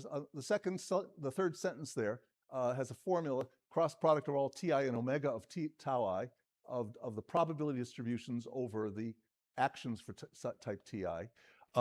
That is the set of behavioral strategy profiles for the types that could report tau I, and that's really the only thing that a mediator can tell this guy. And now that recommendation is going to be stable against an alpha deviation. I define alpha I given tau I to denote the alpha I transition probabilities conditioned on the Markov chain converging to tau I, and that's well defined as long as Ti is in capital omega I, and it's basically the probability that I go from here to Si, from Ti and report Si instead, times the probability that Si would ultimately get to tau I, divided by the marginal probability that I'm going to get to tau I one way or another. And those things are going to sum to 1 because of the way we defined omega I, the original formula. So that's the Markov chain conditioned on arriving at tau I, which is in the square brackets notation. And now the support of a behavioral strategy must be absorbing for this. Basically, we have this stability equation that says the probability that you do CI must be equal to the probability that the sum over what you might have reported next time and what the probabilities and what might have been recommended to you of the probability of all that times the probability that you would ultimately do CI, that you would make that report, and then you would come back and do CI if you got the recommendation DI. That sum of probabilities is the set of equations that says that the whole thing will be stable when people manipulate. And so we're going to say that a function gamma I is an action subspace on omega of tau I if it has to be non-empty for every tau I. This is a non-empty subset of the action space.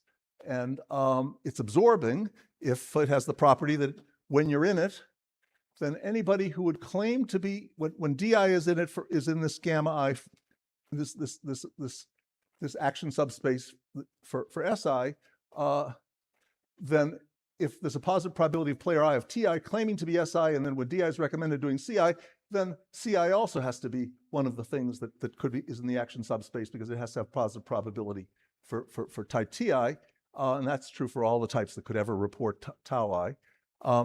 You can show that an intersection of action subspaces is absorbing. An intersection of two absorbing subspaces is absorbing. It's non-empty everywhere if it's non-empty on anything in tau I. So we're going to look at the minimal ones are going to all be disjoint on tau I, but they might not be disjoint on the transient guys under the alpha I that map into tau I, but they're all absorbing on the reported on the reduced type set itself, not necessarily on the transient ones that are pretending to be in this absorbing set. So minimal absorbing action space is let CI denote the set of all minimal absorbing action spaces, subspaces for this Markov chain is going to be our reduced action space.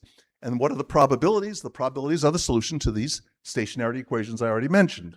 And it's shown in the paper, not hard, that there's a unique solution to these equations. What do the equations say? The equations say, let's see, this is a big, long mouthful. This says, well, given the alpha I is the manipulation strategy. Tau I is one of the things that of the reduced types you could possibly have. Gamma I is a recommendation, is a recommendation from the mediator, and Ti is the true type. So this number is, if your real type is Ti and the mediator recommended gamma I after you reported tau I, under this under an alpha I stable deviation strategy, what's the probability of you're ultimately doing Ci? And what is that? Well, it has to be, well, you could have pretended to be, where is it? Given that you're going to tau I and we're going through the Markov chain alpha I, but it's going to converge to tau I in the end, what's the probability that you first imitate Si, and then if Di was with an intention that if Di is recommended, you would do Ci, multiplied by the probability that when your Si having reported tau I and getting the recommendation that you would have done Di. So we sum this over all the possible false reports and all the possible recommendations that lead to Ci with that probability, and that gives you the marginal. Has to be the marginal probability that you do Ci. This is the stability equation. This just says for any Ti and for any gamma and tau and alpha, and given the alpha, the sum of the Ci's has to be 1. This is a behavioral strategy. We're going to interpret sigma I as the probability of action Ci for type Ti in reduced action gamma I for tau I, for the reduced type tau I. That's how we think. Fact 4, by the way, fact 4 says, given any profile of deviation strategies, a mechanism mu is alpha I stable for player I, just for one player. Oh, so given any deviation strategy for player I, a mechanism mu is alpha I stable for player I, if and only if there exists some eta such that what? Look at what's happening at the top. This says, well, gee, we're given a profile of types T, and we're wondering what's the probability that we're going to do action C. Well, there's some tau I that's going to be reported. I don't know what it is. And there's going to be some reduced action that's going to be recommended for that reduced type tau I. Eta I is the mechanism on the reduced game. And it says, given everybody else's type, we haven't gotten to a game yet, but given everybody else's type, T minus I, they're not manipulating. Only player I is manipulating this at this point. Given that player I we're only given the information that player I is ultimately reporting tau I in a reduced type. And then the mediator is going to recommend a reduced action gamma I. That's what eta is about. Now, omega is telling us, given Ti, what's the probability that tau I gets reported by type Ti. And sigma I is telling us once gamma I is recommended to Ti, what's the probability that he does action Ci? Sum that over all the possible reduced types and reduced actions. Many of those might be 1 or 0. But anyway, that's going to add up to the marginal probability that with all the other C minus I's and T minus I's, what's the probability that player I, when these types Ti that we ultimately do Ci, if that equation is satisfied, this is the big result.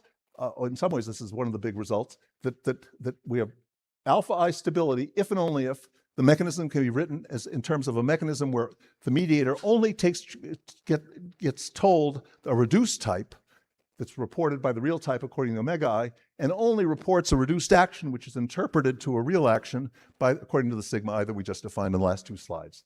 And that's now consider any dual solution alpha bar. Here's the other big fact that everything depends on. So suppose we have an optimal dual solution.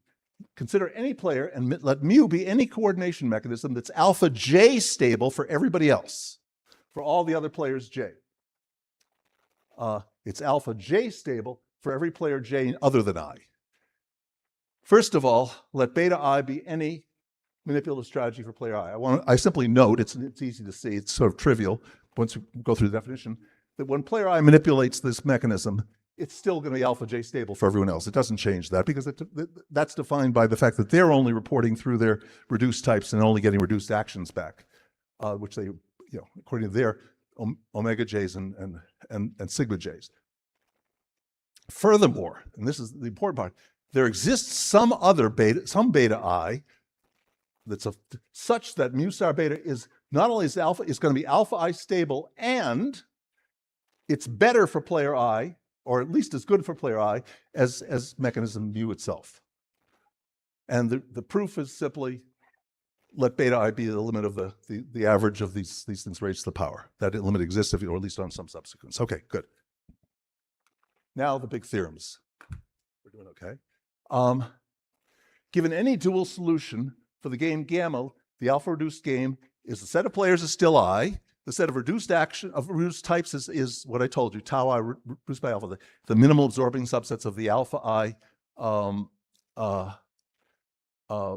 Markov chain, with the one with two parameters, and the action sets for any reduced type tau I, the reduced actions for any reduced type tau I is Ci divided by alpha I, the minimal absorbing action space subspaces for tau I under alpha I.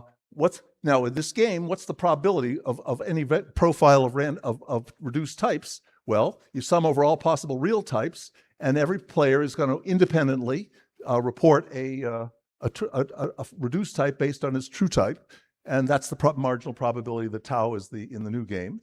And what's the utility function? Well, I'm going to make sure that the utility times probabilities equals expected value of utilities times probabilities in the old game. So this just tells you, well, I don't know what the real types are, sum over all the types. I don't know what the real actions are, sum over all of them. Take the probability that player I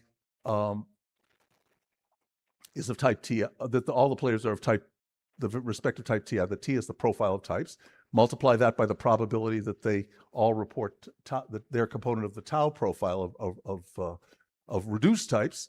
Then you get then you ask, what's the once those reduced actions gamma are recommended, the gamma is a parameter on the left side. So we're given a gamma reduced action. What's the probability that they go and choose pure action Cj for any player J? Take the product of all those. That's the probability that they end up doing the profile of action C, and then you get the payoff CT. So that's that, and then we take the expected value of all that. Something funny here, we're adding up different utilities of different types in our reduced game. Later, one of the late sections that I won't have time to talk about proves that any rescaled version gives exactly the same, gives equivalent solutions. It doesn't matter because nobody cares because all the types agree. Any coordination mechanism for the reduced game induces a coordination mechanism for the original game, and maybe this formula is easier to read. Lambda, I should have called it eta. Lambda is a mechanism for the reduced game, and you sum over all possible reduced type profiles and reduced action profiles to figure out what's the probability of an action profile C or T. Well, there's some profile of reduced actions types that are reported, some profile of reduced actions that are recommended. You look at the probability of those types being recommended given the omega, according to omega, given the real types. You look at the probability of the actions being chosen given the recommended gammas, and you multiply all those together because the players are reporting and interpreting their recommendations independently, and that is the probability. That's the other mechanism. So that just tells you, take it back. The end. Okay, theorem. First of all, the set of all mechanisms that can be generated by mechanisms for the reduced game is exactly the same as the set of all mechanisms that were alpha stable for all players, for all alpha I stable for all players players I. Remember, alpha is a dual solution. It's a profile of manipulative deviation strategies, one for each player, and each of the players is doing something stable. That's theorem one. Okay, follows from fact 4 above. 2, given any mechanism given any dual solution, optimal dual solution, and that's what this is the set of optimal dual solutions, a mechanism mu lambda is incentive compatible for the reduced game if and only if its corresponding mechanism is incentive compatible for the original game. One way is trivial, the fact that if it's incentive compatible here, it must be incentive compatible for the reduced game. That's easy because the reduced game has fewer actions. What's harder is to say, in the original game, you have more alternatives. You have more strategic alternatives about how to lie. You have more information, and you have more choices about how to interpret your actions. But the result is you're always willing to make the lying report and to the reduce step. You can't gain by not pooling with the other members of your who are going to the same reduce type, and you can't gain by deviating from the interpretive strategy defined by sigma. And that came from fact 5, the fact that that player I, but by player I expects no loss. Look, here's why. Why does it hold? Because when everybody else is playing in the reduced game, everybody else is behaving in a stationary, in an alpha j. All the other j's are behaving in an alpha j stable way.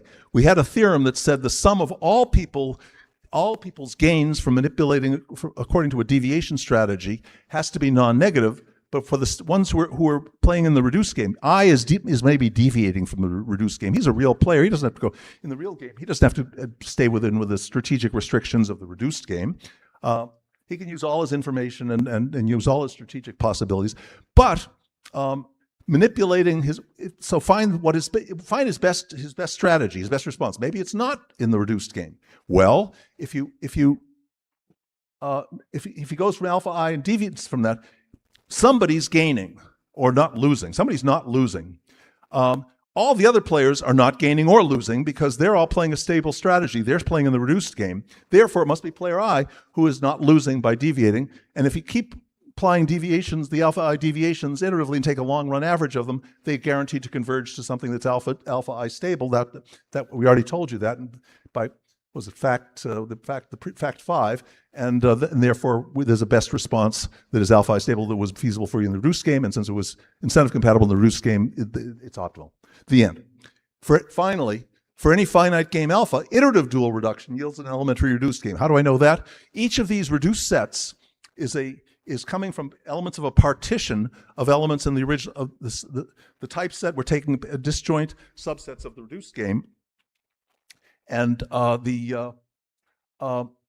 so we have a smaller number, we have the same or smaller number. So every time you do a dual reduction, you're either reducing the number of types for some player or reducing the number of actions, and you're never increasing them. So eventually it has to stop, but we can always have as long as we can find a non-trivial dual solution, we can always reduce. So when do we not find a non-trivial dual solution? When all non-trivial incentive constraints can be satisfied strictly. That was the basic strict complementarity result.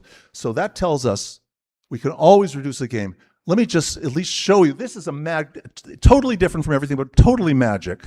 We can look at maximal dual solutions where you have the maximal number of non-zero, and we'll say we have transitive non-dual solutions. If for any maximal solution has the maximal number of positive, and almost all dual solutions have the maximal number of positive components, if when going from SI to TI to SI and then from DI to CI is positive, and from SI to RI and then EI to DI is positive, then going from TI to RI and EI to CI is also positive. The result is Shapley's game from 3x3 game from 1963 is one of the few examples where you get a non-transitive dual solution, but those are rare. The result is fix everything but the utility functions, then the set of utility functions such that you have transitive dual solutions is dense in the type space, in the utility space. Therefore, that's the. I'll stop. There's an example where one type is a bad type is transient, and finally, here's an example that I would have said something about to answer the referees who didn't understand what do I do when there are multiple solutions. The answer is you can write down easily a game that has lots of solutions, and game theory can't possibly tell you what to do when player I is always indifferent. When player 1 is always indifferent between X and Z, what the hell? Player 2 cares what player 1 is doing, but player 1 doesn't really care. No matter what player 1 believes about player 2, he's always indifferent between X and Z. And of course, there are multiple solutions. Of course, dual reduction doesn't give a unique answer. It can't give a unique answer, nothing. But what we do, look, there's inescapable indifference. With such inescapable indifference, the principles of utility maximization cannot determine one's behavior. So game theoretic analysis seems inadequate here. A tighter prediction would require further assumptions about one's indifferent behavior when he doesn't care, which is basically say, this is how he behaves. My dual solutions are essentially doing that. And what are we ultimately doing? By iterative dual reduction, we are selecting among dual solutions, means selecting among assumptions about one's behavior in cases of unavoidable indifference to yield an elementary game where game theoretic analysis can avoid all indifference problems. So this is a theory not just of how to solve any game, but how to take any game and reduce it to a game where we know how to solve it, and then say, what are the solutions to a game that isn't one of those? Well, any of the games that it can be reduced to is as good as any other, but requires something outside game theory to make that decision. The end. Sorry.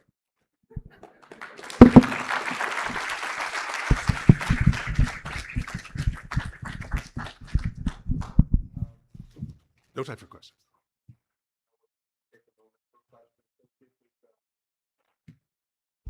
Any questions? I think that's Roger. We're Of right course. up. We're right up against Here till time. Friday. Well, yep. Down to Right the up against next time. speaker. You can take questions And, during the break. Yep. Thanks, guys. Yep. Thank you.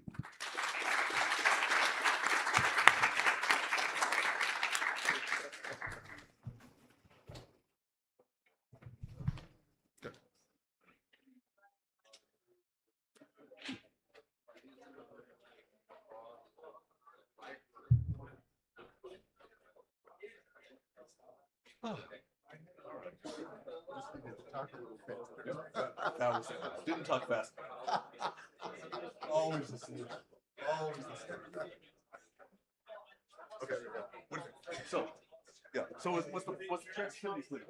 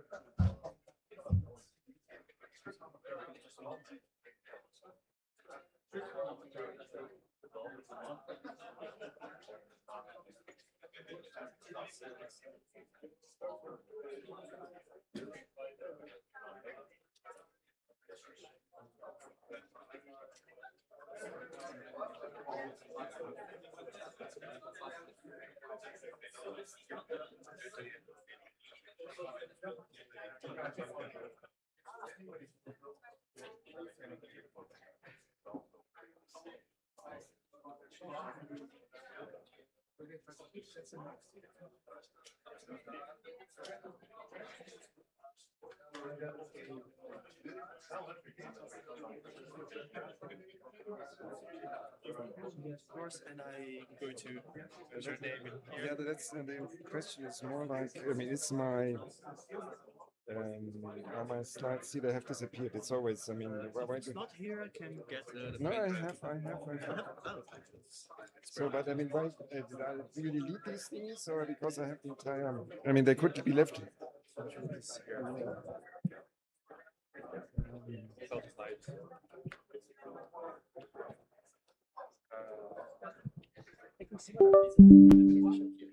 So my question is,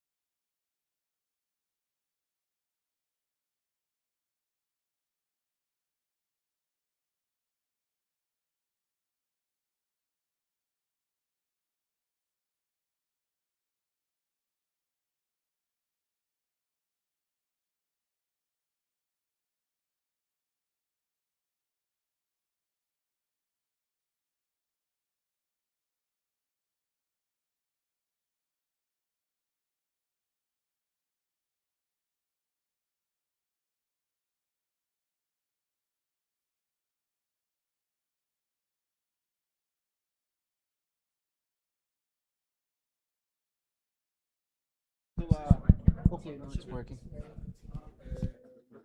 This one. Okay, what does sensitivity define? What does it mean? Oh, that's a good question. I don't know. That's why I was sensibility. Okay, so you say those are that. So in 1963, Chapter was an example. This was exactly right.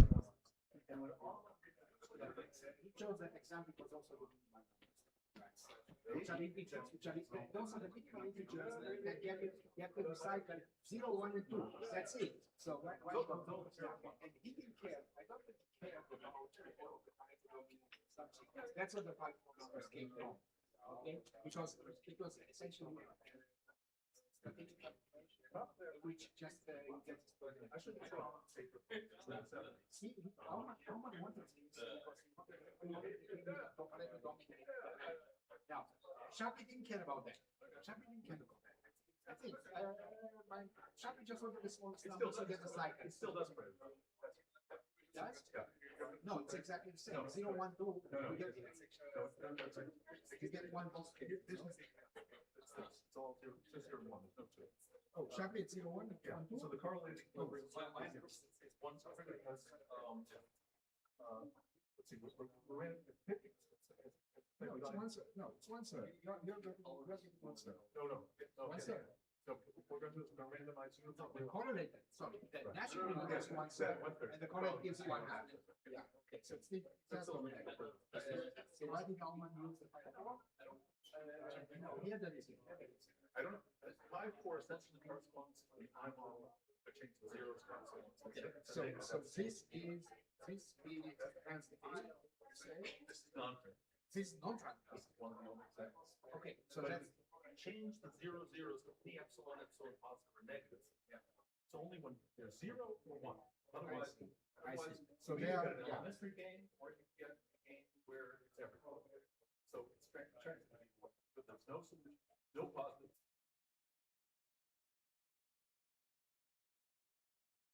I'm going to say yes. And probably they're measurable. Okay, I mean, genetically they're transitive. Okay, so that means it's interesting. Yeah, but then we less expect us to give you some beautiful property because that's the genetic property. And we to imagine what property would be the genetically improved. Well, I don't know. Yeah.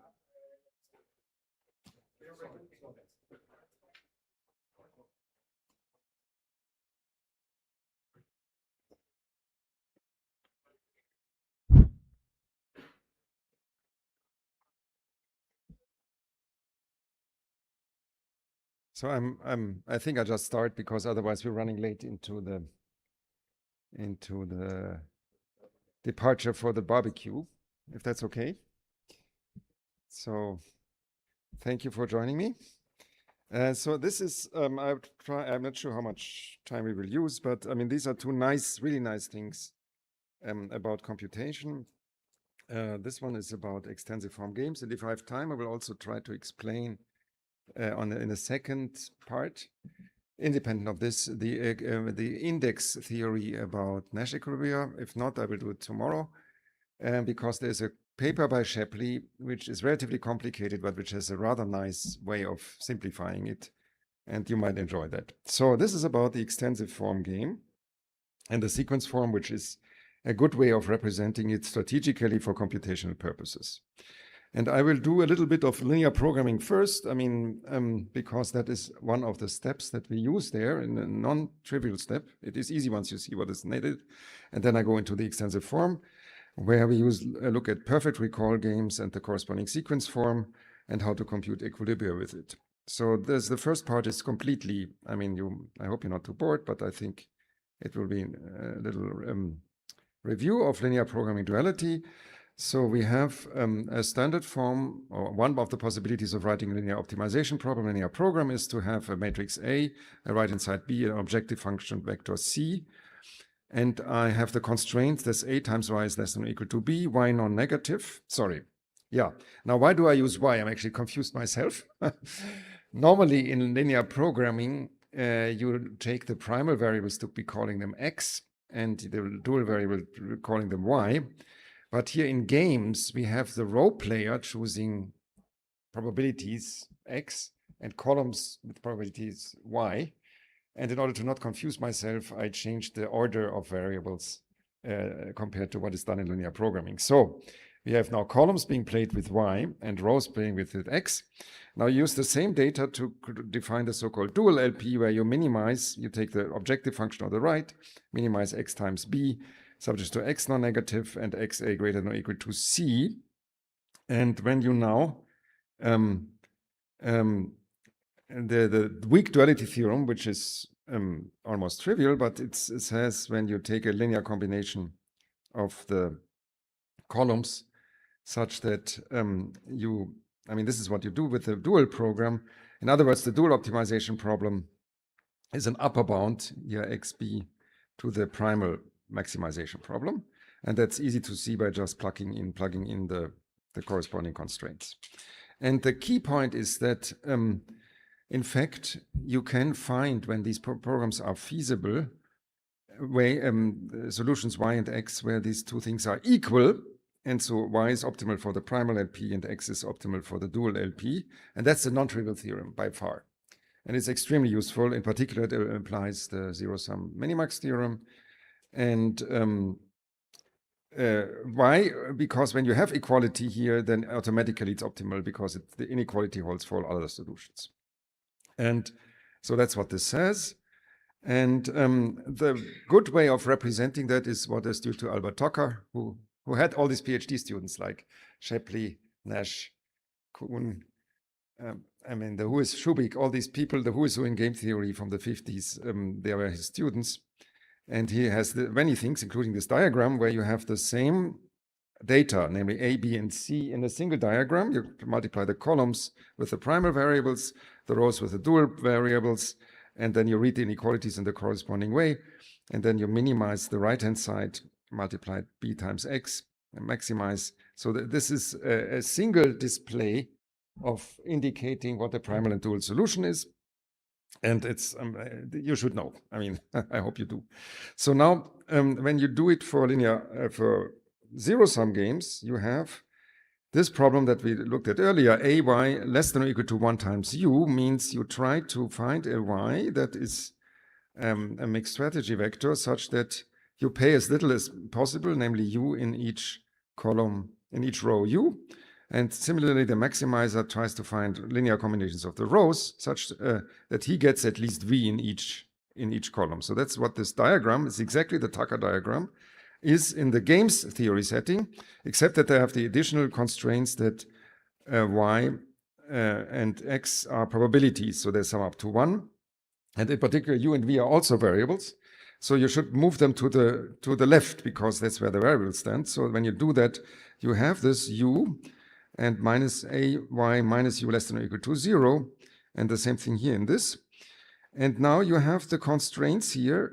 They pop up, in fact, as equalities corresponding to, so the coefficients for u and v are in fact exactly the coefficients for the equality constraints for the probabilities. And then when you apply duality, you get actually max min is equal to min max. I want to say something different. When you try to solve linear programs with LPs, another trick is to look at positive payoffs. This is not dissimilar to what we did for biomatrix games. And you drop the condition. So what do you do? So you add a constant to all entries of A to make it positive. And instead of maximizing 1 times, you divide by the payoffs, similar to the projective transformation that we had otherwise. So then you know that this is the inverse of the thing that you divide by is then the inverse of 1 times y. And so this becomes the minimization problem. So in other words, you normalize the payoff to 1, and you so it's a simpler game, a simpler set of payoffs here. You drop the u and the v, and you also drop the probability constraints, and all you do in the end, you renormalize then the optimal solution. So this is a similar process. So this is the simplest way of converting a zero-sum game, as long as it has positive payoffs, to a linear program. Okay? Now the problem is that only works when you have a single payoff variable, and we will encounter problems in this setting where we have more than one dual variable, for example. So this is what we are now talking about, the extensive form. Okay, here's an example.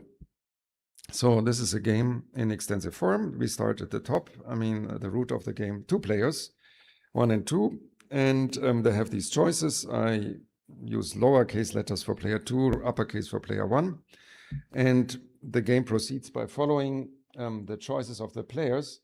So for example, you might have a strategy for player 2 that moves to C here and S here, and in fact here I've omitted the specification so far because you know as player 2 that you don't even get there, but in principle you could also specify P or Q. And then R and D and U are the choices specified by the strategy of player 1.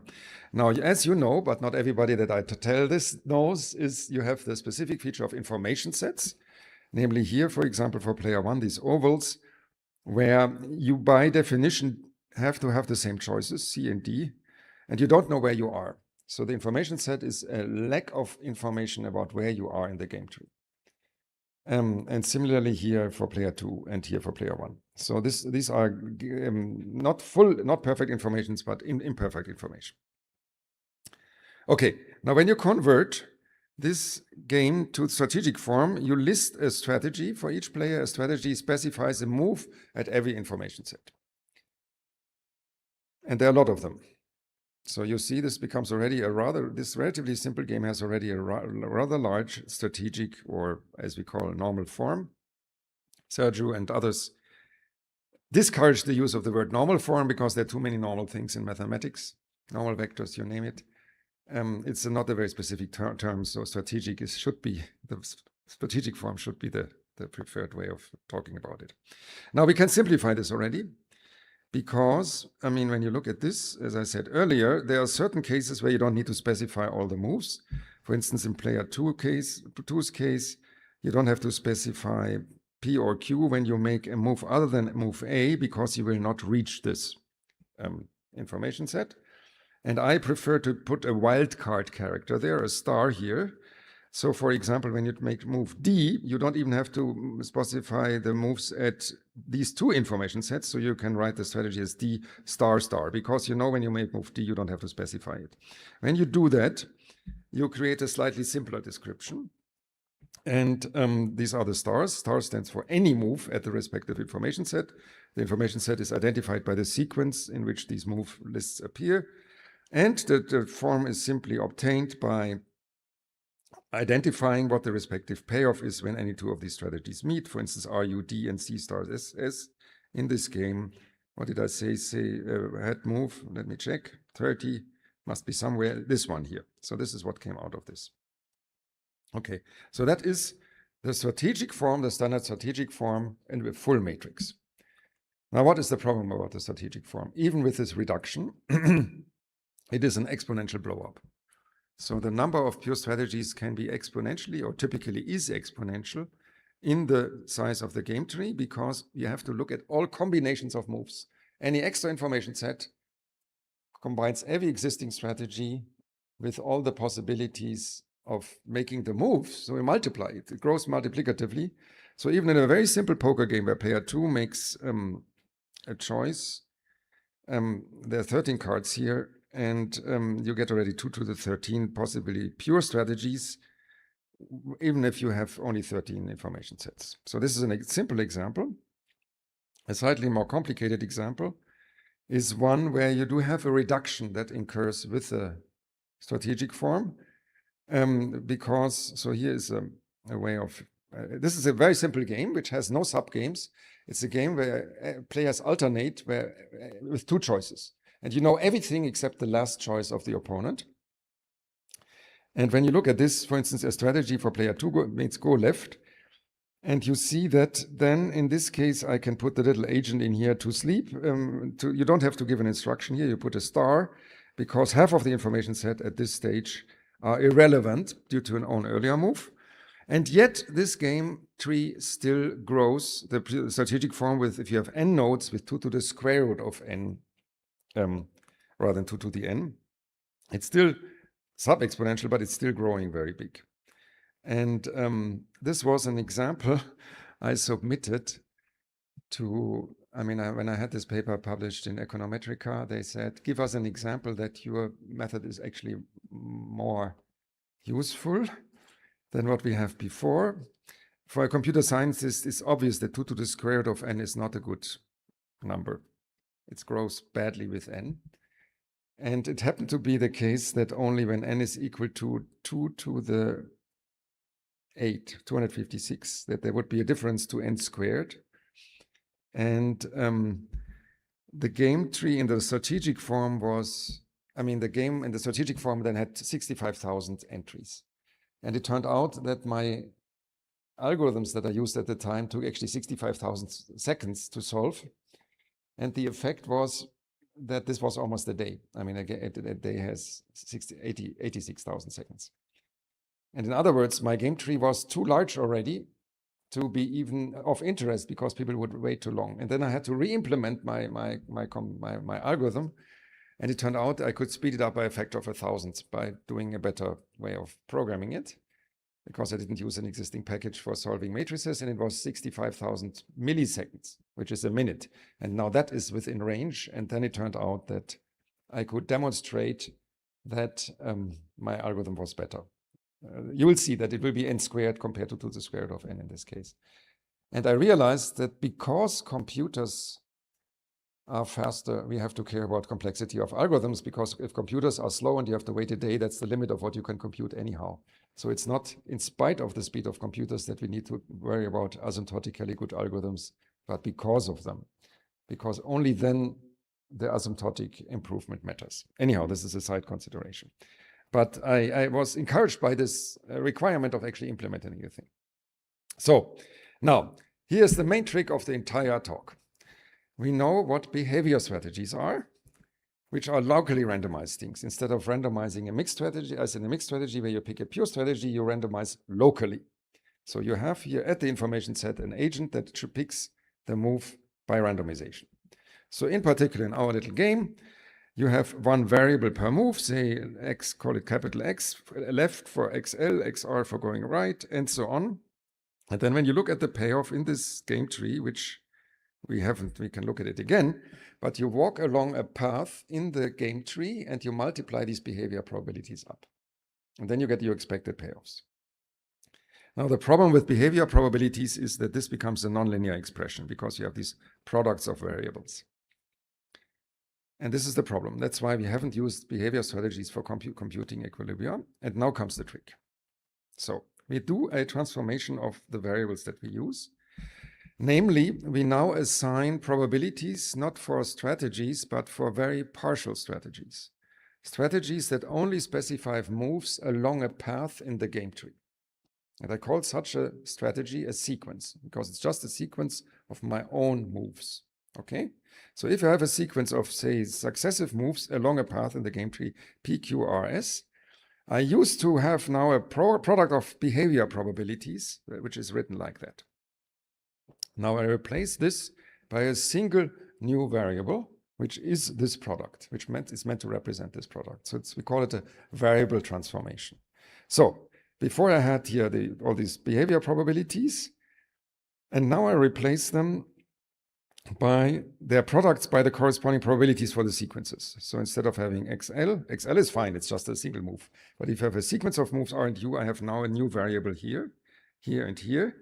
And now I get an expected payoff that depends on what is the probability of reaching a leaf in the game tree. Say for 2 players, that means that along the path to that leaf, we have 2 sequences, one for each player. So when you fix one player strategy or one player sequence probability, it's linear. It's bilinear, but it's linear in the variables of a single player. So we get a linear expression. So in particular, so that's the main trick. That's it. Not quite. I mean, there are many things coming up, a few things, 2 things. But this is the main idea. We transform the variables. So before we had a new paradigm, it's what it is. We had pure strategies that have probabilities which represent a mixed strategy. They are characterized by a single equation that these probabilities sum up to 1. And then I get an expected payoff, which is x times a times y, for computing my payoff for player 1. So what I'm doing now is, instead of looking at strategies, pure strategies, I look at these very restricted strategies that are sequences that lead to some node of the game tree, considering the moves for a single player. They will have a certain probability, which we call a mixed strategy probability, but I wanted to have a new name because that's what we are looking at. And this is, so I call it a plan, like a strategy, a realization plan, because it's the probability of realizing this strategy, a plan of how to realize the probabilities for these sequences. And here comes the difficulty. It turns out that these sequences have probabilities that are not just probabilities. They are defined by individual equations, which is more than one equation. I call it as a system EX equals E. We will very shortly see what it is, but I still will get an expected payoff. Similarly, a bilinear expected payoff XAY. So in our game, it would mean the following. Just look as an example. We have here, for instance, the sequence. There is an important thing. It's the empty sequence that has probability 0. And what is the empty sequence? Well, I mean, player 1 does nothing. And for instance, it occurs when you go here to the leaf number 5 on the right, because there's a single move by player 2, but no move at all for player 1. So we need to have an empty sequence to encode this. It has probability 1. In general, the probability of a sequence is the combined probability of all the pure strategies that make the moves in that sequence. In this case, it's all of them. So then I say, here, look at this information set. It has 2 moves, L and R, and there's an incoming sequence, which is in this case the empty sequence. So the probabilities for L and R, these are sequences, they're moves, but they're also sequences, sum up to the probability of the incoming sequence, which is the empty one, which is 1, obviously. Or here we have sequences L, R followed by U, R followed by V, and the probability of making the sequence R followed by U and R followed by V is in fact the probability of making the shorter sequence XR, which is the one that leads to this information set 1. With where U and V where R. So these are the equations. They actually correspond, each equation corresponds to exactly one information set, namely the probability for the sequences that end at the moves made at that information set sum up to the probability of reaching the information set in the first place. So in particular, for instance, the sequences C and D also sum up to 1 to X empty set, because this is the information set here. This is that. We also had the green payoffs. So for instance, now these are defined also a little bit differently. Namely, I now look at the leaf of the game tree, and I look at the pair of sequences that leads to that game tree, to that leaf, sorry. And that's the entry, for instance, R and U together with A and P. So I look at this leaf here, pair of 10 is A, P for player 2 and R, U for player 1. So this payoff is 1. Or here, this pair of 5 is empty sequence and D is 5. But then you also have non-matching sequences. For instance, R, U, and B, they don't go together. which is an empty entry because they don't correspond to a leaf of the game tree. So in fact, I will get a sparse payoff matrix. And it looks, so that's that. And so just to recap the probabilities for the sequences, they have a very natural structure, namely the empty sequence is probability 1. The information sets we have moves L and R sum up for the incoming sequence, the empty sequence here. We have a second one that also is preceded by the empty sequence xc plus xd. And then I have a third information set that is reached by the sequence R, which is xru plus xrv. And if I put them all on one side, I get this, it's kind of the Leontief matrix, which has a single equation which is equal to 1 for the empty sequence, and all the other ones are homogeneous, they have 0 on the right. So this is my system Ex equals E. So this is the constraints of how I have to play the sequences. So here is the sequence form for this game. It lists on the left the sequences empty, L, R, RU, RV, CD. And here is for the columns. And what is the advantage? And then I have the sparse entry, the sparse matrix. So the rows are played now not as probabilities, but as things that fulfill these constraints, Ex equals to E, non-negative. The columns, similarly, let's call it Fy equals to F. And I have this sparse set of payoffs. What is the advantage of this? The advantage is that I have only a very small number of rows and columns, namely 1 for each sequence of the player plus the empty sequence. And each sequence is uniquely defined by the last move you make anywhere. So the number of rows is exactly the number of moves. Okay? So that's a very small number. It's just the same number as for behavior strategies. Yeah, 1 variable per move, if you wish, or 1 variable for a sequence ending in that move. Okay. Now, we also don't know how to play, but that is easy to do. So let's suppose we have here a realization plan which fulfills, here's an example, a more abstract example. So we have an information set of player 1 which moves L and R. And then now as there are 2 nodes in this information set, and they are moved by certain paths, unique paths from the root, and you make an earlier move Q and an earlier move P. So the sequence leading to information set 1 is P followed by Q, and then extended by L or R. Now the equation says that XPQL and XPQR sum up to the probability of the incoming sequence. So now I can simply divide by the right-hand side. And so I can now define the probability, the behavior probability of making move L as the sequence that ends in L defined by the probability for the incoming sequence PQ. Okay? So I've transformed this realization plan back to a behavior strategy. But you have an important assumption here, namely that the incoming sequence to the node of your own player is the same for all nodes in that information set. And what is that? That's the definition of perfect recall, namely that the information set reflects exactly the information you have, including the memory of your own moves and your own earlier knowledge. If you had 2 different sequences coming on sequences, not the ones of the opponent, they split, you don't know what the opponent does, but what you know is your own sequences, and if these 2 things had different preceding sequences, and if you're rational and have enough memory, this would not be your information. Your information set would be smaller, it would be split up. So the assumption of perfect recall means that in each information set is preceded by the same sequence of a player's own earlier moves, which is actually exactly the definition that Selten gave in 1975 of perfect recall. Kuhn had a more complicated definition, but it's the same. By the way, this fraction is not defined if the denominator is 0, but then it means you don't reach the information set in the first place because already the incoming sequence has probability 0. And then obviously, because these things are non-negative and have to sum up to the right-hand side 0, the longer sequences also must have probability 0. So in other words, I do not have a full behavior strategy, only a reduced behavior strategy, which is unspecified at the unreached information sets. There's also a second thing here. These equations here, that the extended sequences sum up to the probability for the incoming sequence, are actually fulfilled for any pure strategy. trivially, because it's a behavior strategy. Hence, they are also fulfilled for any mixed strategy, which is a convex combination of pure strategies. Equations are preserved under convex combinations.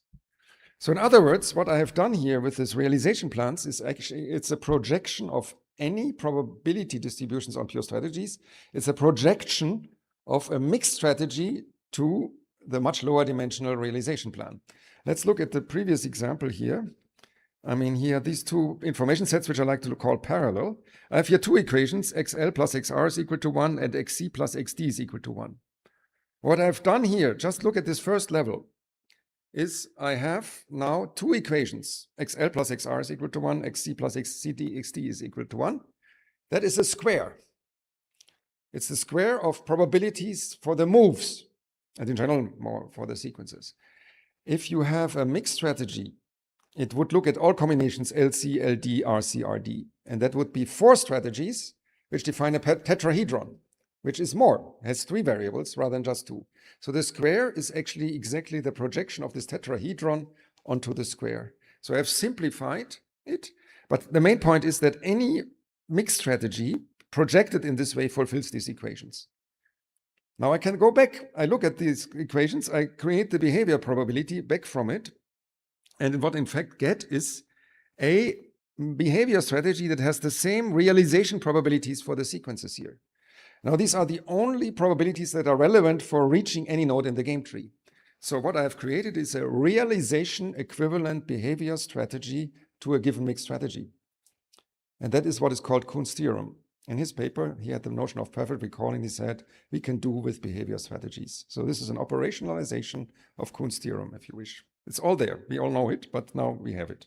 Okay, so now we do have a problem. We still don't know how to solve this as an optimization or whatever problem. And so we have here now a constraint game, because I have now a strategy set X, which is not just, I mean, it could be a special case, could be that this is a single equation that all probabilities sum up to 1. Okay? But in general, I have multiple equations. Okay, so it's a different thing. It's still a polytope. These things are unbounded, obviously, are not bounded. I mean, are not unbounded. They are constrained. So we play in a different polyhedrally constrained set. And now the question is, how do we actually play? I mean, how do you find an equilibrium? And we have here this expected pair of xay, xby, very nice. But how do we solve now the problem of finding an equilibrium? And this happened to be, now we need a trick. We did a trick, and that was not obvious for a while. Namely, we have to look at this problem, and this is a good way of looking at it. Suppose we look at the best response against some strategy y in y, which is given like that. So I maximize x times ay subject to e equals e. Now the problem is when you treat x and y as variables, this is a quadratic term. But now comes linear programming duality. Okay? You look at the dual of this maximization problem. It says minimize, now this right-hand side becomes an objective function, minimize the vector u, one variable for each row, and remember each row corresponds to an information set. Subject now to, now we read this thing vertically, e times u, e transpose times u, greater than to equal to a times y. Now what is the difference? So first of all, this is exactly, that has the same value as this maximization problem. But now the y is sitting separated on the right-hand side. So I've now separated the variables. So even if I treat y as a variable, this thing is a linear system in u and y, which this thing isn't when I treat y as a variable, okay? So, and we can identify, for example, optimality by complementary slackness, which I haven't mentioned, but I mean, you can identify whether this is optimal from this.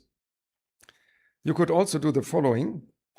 I mean, by the way, if E is just a row of all ones, we have exactly the best response condition here, because this is this would be a strategic form game. 1 times u minus ay is equal to orthogonality. It means if you have a positive variable x, the corresponding slack has to be 0 in order to have a best response. Okay, so it all fits together from what we know. for the thing. But now let's assume the special case of a zero-sum game where b is minus a. So let's recall if you choose y, you have to expect the best response, which is x times ay maximized, subject to this constraint, which is the same as the value of the dual variable, dual LP. Okay? But now you are also player y, and player 2 who tries to choose y. Now you can choose y, because this is the payoff that you have to pay to the other person. You minimize it. So you also choose y as a variable. So you have now here a problem that says minimize EU subject to e times u minus ay greater than or equal to 0. The constraints for fy, which is your constraint game, y non-negative. Now what is this on the right hand side down here? This is a system that has a bunch of columns which correspond to the information sets of player 1. Then here are the sequences that lead to the nodes of the game tree, which is a linear number as well. And you have here now a bunch of constraints, fy equals f, which are the information sets of player 2. All of these numbers are small. Few information sets, few moves, few nodes, etc., few sequences. So now we have a small linear program that for a game, a zero-sum game with perfect recall, describes the optimization problem for the minimizer. Okay, let me give you an example before, so maybe it's a little bit less abstract. So for example, you play the rows according to a realization plan. Now LR, see, I've simplified this, otherwise it wouldn't fit the thing. If this is the expected, if this is AY on the right-hand side, it looks like this. Then I find in the dual LP corresponding column variables U0, U1, U2. By the way, they are in a sense also partial payoffs at these information sets. And U0 will be actually the payoff overall. U0 is equal to U1 plus U2. And at the next stage where I have this, I can now expand Y as a variable, and I get these variables. Say this is a simple game. I get corresponding columns now for the second player, where I have E transused greater than or equal to AY, which some variables say ABC greater than or equal to 0. So this is the system here. Okay, for a small game, which I didn't draw, but just to illustrate what's going on. Okay, so now we have a theorem which says, instead of looking at an exponentially sized LP for a zero-sum game, in the game tree, we have a small one, namely where we have variables corresponding to the information sets U, and for the sequences Y for player 2, which is the min-max problem for player 2.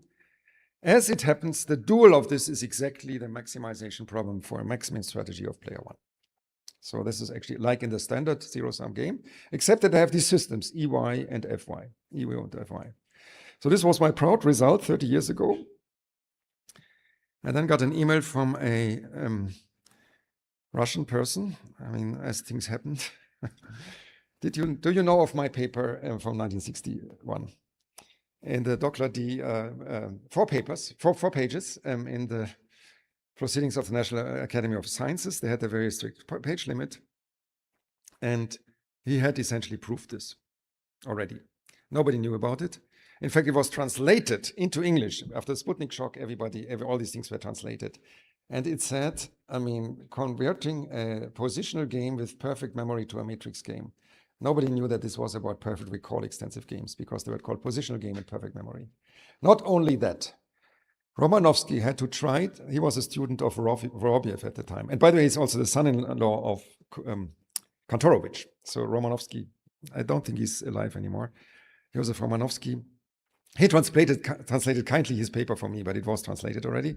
He tried to explain his result about extensive games and computation to Harold Kuhn, who visited twice. Neither Kuhn's Russian nor Romanovsky's English was good enough to illustrate what was going on. Kuhn himself told me in the early 90s this would be a very nice problem to solve. So I felt rather vindicated of having duplicated Romanovsky's result. You're welcome to study it. If you figure out what is going on, you're welcome. It's not easy. I knew exactly what was going on because I had solved it myself. But as things go, anyhow, I had my publication. This was in GB and later on an Agrammatica one. So Now you can do the very same thing for a nonlinear, for a non-zero sum game, and you get an LCP, a linear complementarity problem. Then together with Daphne Collin and Nimrod Megiddo, we proved that one equilibrium is found by Lemke's algorithm, and then the later one, this was exactly the econometric paper I mentioned, is that this algorithm mimics the Harsanyi-Selten tracing procedure and finds a normal form perfect equilibrium because the covering vector in Lemke's algorithm, which is what I talked about yesterday, can be derived from a prior, which is a starting vector as a mixed strategy thing. And that's the last thing I show you here for the sequence form. If you have E and F as a single row of ones, which is then the strategic form original thing, it's exactly what I talked about yesterday. You derive A and B, you derive a covering vector from A and B as given with X bar and Y bar as given original mixed strategies or behavior strategies as starting vectors. And then you have here the slack vectors at an equilibrium condition, and you use the complementary pivoting step that I explained to solve it. So it all fits together. But the main story is the reduced size. Yeah, I mean the linear size compared to the exponential size that we had before. Yeah, the main story is that I can have an extensive game provided it has perfect recall, and I can reduce it with a sequence form to a strategic form, which is a bit more complicated because you have to know how to play these rows with these constraints. In a sense, a little bit like dynamic programming constraints, but they have to be, once you know how to do that, you have a small system that gives you all the equilibria of the game. That's the main contribution of this thing. You have a question? Yeah, sorry. So when we do these things to extensive form games, are we finding subgame perfect equilibrium or something else? If you want to find subgame perfect equilibria, you have to first identify the subgames and then solve the subgames, and then you can substitute. But it's not automatic from this. You can also get non-subgame perfect equilibria as solutions. So if you do it without decomposing the game into subgames, you will get all equilibria, not just the subgame perfect ones. But later on in the kind of theorem down there, you mentioned like perfect equilibrium. Yeah, but it is perfect, but in the strategic form. In the normal form, I call it normal form. Normal form perfect is. If we get something like a trembling hand equilibrium, it doesn't guarantee subgame perfection. That is, it does not, because once you are one stage down, you have probability 0, and then, but you can have small probabilities that when you renormalize them become much bigger. So there is a difference between extensive form perfect and normal form perfect. That's why it has the title normal form. Sorry, I mean, I cannot highlight this. Sorry. This thing, well, I mean, here's the term normal form, okay? Normal form perfect. Yeah, I see, thanks. It's not the same as extensive form. Yeah, so that's why you don't automatically get subgame perfection. And you cannot get like more powerful normal form refinement like proper or something? Not immediately. It would be an interesting question. Not immediately. This is normal. I mean, the idea is that, so the sequences are actually still close to the normal form, to the strategic form, because the probabilities, the problem is when you have longer sequences, and one of them has a very small probability, you can have so suppose you go into epsilon in the left branch, and then you move with 20% here and 80% here. The overall probability of making left move followed by L and followed by R is still epsilon times something. It's still very small, but locally it's actually big. So that's why you cannot identify this multi-stage, the higher level trembling hand that you have in an extensive form perfect equilibrium. So thanks. I think that answers your, I hope. Now I do have 20 minutes and I want to show you, so this is a nice result. It's actually, as you see, relatively short, but this is really powerful, very useful. And it actually allowed to solve game trees with really, I mean, linear programs can solve hundreds of thousands of variables, even millions now. And you can really get game trees. Of course, game trees themselves are exponential, but much, much bigger game trees than before. There would be no chance even with 100 variables, I mean, when you have exponential size. So this was actually a breakthrough, well, if I may say so, in finding equilibria of big game trees. It can also be extended to non-zero and to more than 3 players, but then you need algorithms that deal with nonlinear expressions. The small size still applies. So now let me do something else, which I want to, it's also not long, but it fits the 20 minutes. And it is the proof of opposite index of equilibria at the end of the Lemke-Hausen paths, which was the main scientific contribution in addition to the exposition with these labeled diagrams that Shapley provided. Okay, so what's the idea? Lemke-Hausen paths have a direction, and they can be found, they have opposite endpoints, and they can be defined via determinants. The intuition is very geometric, but I show you a proof that will do this in a very nice way with pure algebra. Okay, and by the way, there is this term p-pod, polynomial parity argument with direction. Let me just recall what this means. The parity argument is that we have paths. Every path has 2 endpoints. Hence, the number of equilibria is an even number. One of them doesn't count, which is the artificial equilibrium. So you get an odd number. Polynomial means that you can compute it quickly each step, which is the pivoting step that I explained earlier. And now comes the direction, which is the D, which I will explain. And it uses signs of determinants. So it goes back to polytopes. So suppose we have a matrix C of dimension D times D, and we look at a polytope P, say, where we have Z in RD, where Z is non-negative, which I write as minus Z is less than or equal to 0, because I want to have all the inequalities pointing to the left. And we have CZ less than or equal to 1. Clearly Z is equal to 0 is a solution. And these inequalities have labels, meaning a label is given to a solution if the corresponding inequality holds as an equation, is tight, is a facet of the polytope. So these have labels 1 up to D, and these also have D labels, also 1 up to D, whenever they are tight. These are the ones in red. An equilibrium or a completely labeled point is one that has all labels. And as long as it's non-zero, it can be rescaled as a probability vector to represent a Nash equilibrium. Z, Z, a symmetric Nash equilibrium of this symmetric game.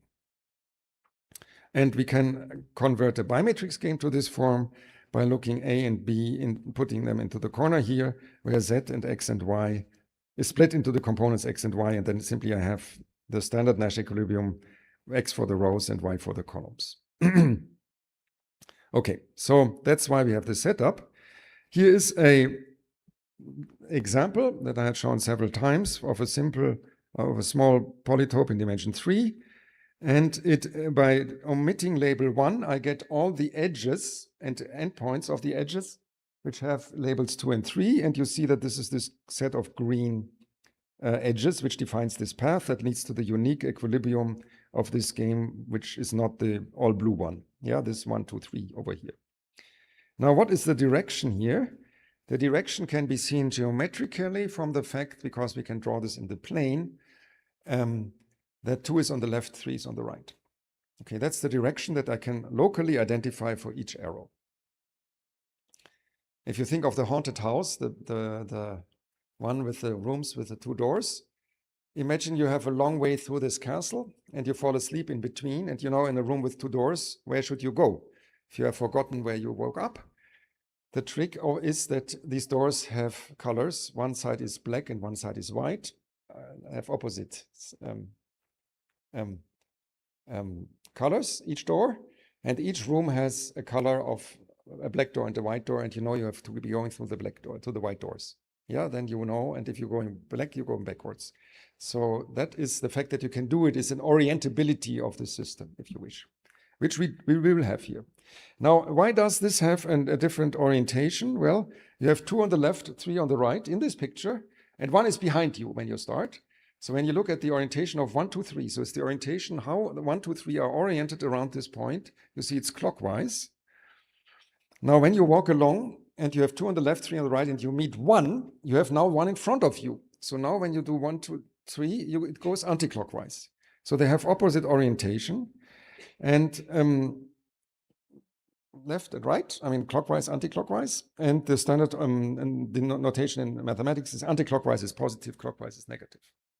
So this is what we call the sign of the equilibrium. And it does, in fact, I mean, it's only a feature of the equilibrium. It's not a feature of the path. Any other path, I mean, leads there, and it's a feature of the equilibrium. It has to do with the orientation on the edges on the path, but in the end, it's only a feature of the equilibrium. Okay, now, the parity argument says if you have such a labeled polytope, then P has an even number of completely labeled vertices. Could be 0, but we always have a completely labeled one, so it has to be non-zero. And now with direction, it says these completely labeled points come in pairs of opposite sign, meaning the one endpoint has negative sign, the other one has positive sign. So it's plus and minus. Now, what is the sign in general? The sign of a completely labeled point is the sign of the determinant of the matrix of facet normal vectors. Now you write down the normal vectors. So suppose you have ax less than or equal to beta, is one of the inequalities of your polytope. It has a certain label. And now you write these vectors A, these normal vectors, as columns of a matrix, a square matrix. And there's a natural order to them. It's the order of their labels. You need that order in order to define meaningfully a determinant, because if you exchange two columns, you change the sign of the determinant. So the sign of this x for a completely labeled point is simply the sign of the determinant of the matrix obtained by writing the normal vectors in the order of their labels. That's the definition of the sign of a completely labeled point. So it's perfectly well defined because we have this labeled polytope. And now the main trick is, so now we need to prove this property that the signs of the endpoints are opposite. And that's exactly what I'm going to do. It's the whole point of this lecture, of this second part of the lecture, to prove the opposite sign. And there is a lemma, which is rather intuitive. It means the following: if you have in a polytope two adjacent vertices of a polytope, simple means that you have not more normal vectors that meet in that vertex than dimension. So you don't have some ambiguity like in degeneracy things. So now the thing is, if you have an edge that connects these points x and y, they have facet normals, which are all the same except for two, namely the one that is associated with b. And so that's the one you go away from. This is the normal vector of the facet with normal vector b. When you pivot or when you go along an edge, you go away from that facet and you find a new vertex which has everything the same except for this new normal vector. This holds in any dimension. You can only picture it in dimension 2 with 3 normal vectors. But you go from x to y. And when you now do a substitution of the determinant, so by the way, the fact that we have simple polytopes means the normal vectors are linearly independent, so the determinant is non-zero. And now if you replace the vector b with the vector c, you get a new matrix, and the sign will be opposite. So you keep everything in place, but you replace b by c. What are the two things? That's the one that you left from, and that the one that you arrive. And here's an intuitive picture, because the orientation goes b a2 a3, and now it goes c a2 a3, and you know one goes clockwise, the other one goes anti-clockwise. That's a theorem. It's actually not a theorem, it's a lemma. And you could prove it, homework. I mean, I could prove it to you in 5 minutes, but it's not hard. It comes from it's really a short proof, but I skip it. It's not hard. I mean, pivoting changes signs. That's the message of this one. Okay, I skip. But I could do it in 5 minutes. So, and it's better to not do it rather than racing through it in 2 minutes. So, let's look at this. Let's look at this algebraically, what we have done here on geometrically. So we have here our polytope, which has normal vectors a1, a2, a3, which are actually the negative unit vectors, and c1, c2, c3, which are the normal vectors of these three facets. I have used the subscript as the corresponding label, so you see what's going on. And I show you now how the proof works, and you will see that the proof is totally algebraic, has nothing to do with looking at it. I mean, looking at it geometrically, nothing with left and right. So we start with this thing, which has normal vectors written in the order a1, a2, a3. Assume it has negative sign. We pivot. Okay, we go through this one, and we find c3, a2, a3 because a1 has been replaced by c3. Pivoting changes sign, as we just saw. Okay, so we have c3, a2, a3. And now comes the trick. The trick is, I write the same matrix by exchanging C3 and A3. Why? Because this is the duplicate label, right? Now I have C3 and A3. I exchange it. This is nothing. This is just an ideal step. It's the same matrix, but it has exchanged two columns, C3 and A3. And now you know when you exchanged any two columns of a regular matrix, the determinant switches its sign. Yeah, that's what you should know about determinants. So I'm again on the left-hand side where I have A3, A2, C3. So this is this vertex here defined by A3, A2, C3. And now remember, because we found the label 3, which was duplicate with C3, I now drop the original vector facet, which had also label 3, the duplicate label. This is sitting in position 1 now because of the exchange. So I pivot by going exactly away from A3, from the first position, and find a new normal vector, C2. And again, I pivot, and pivoting changes sign. Okay, so I go to the right. Now what can you imagine happens next? Well, I found a duplicate label, which is label 2. I now have A2 and C2 as duplicate labels. So I now switch C2 and A2. Okay? Mentally, I just switch them. Now A2 is sitting on the left, which is exactly the facet I move away from, the dropped label, to go on A2 and go in this direction. And then I move here. And what do I find? I find A3 again. Yeah. Now A3, now in this case, the duplicate label is C3, so I switch C3 and A3. I go back to the left-hand side, C3, C2, A2, 3. And now we know that, I mean, again, because of the duplicate label, in first position, I drop it and I go to the right.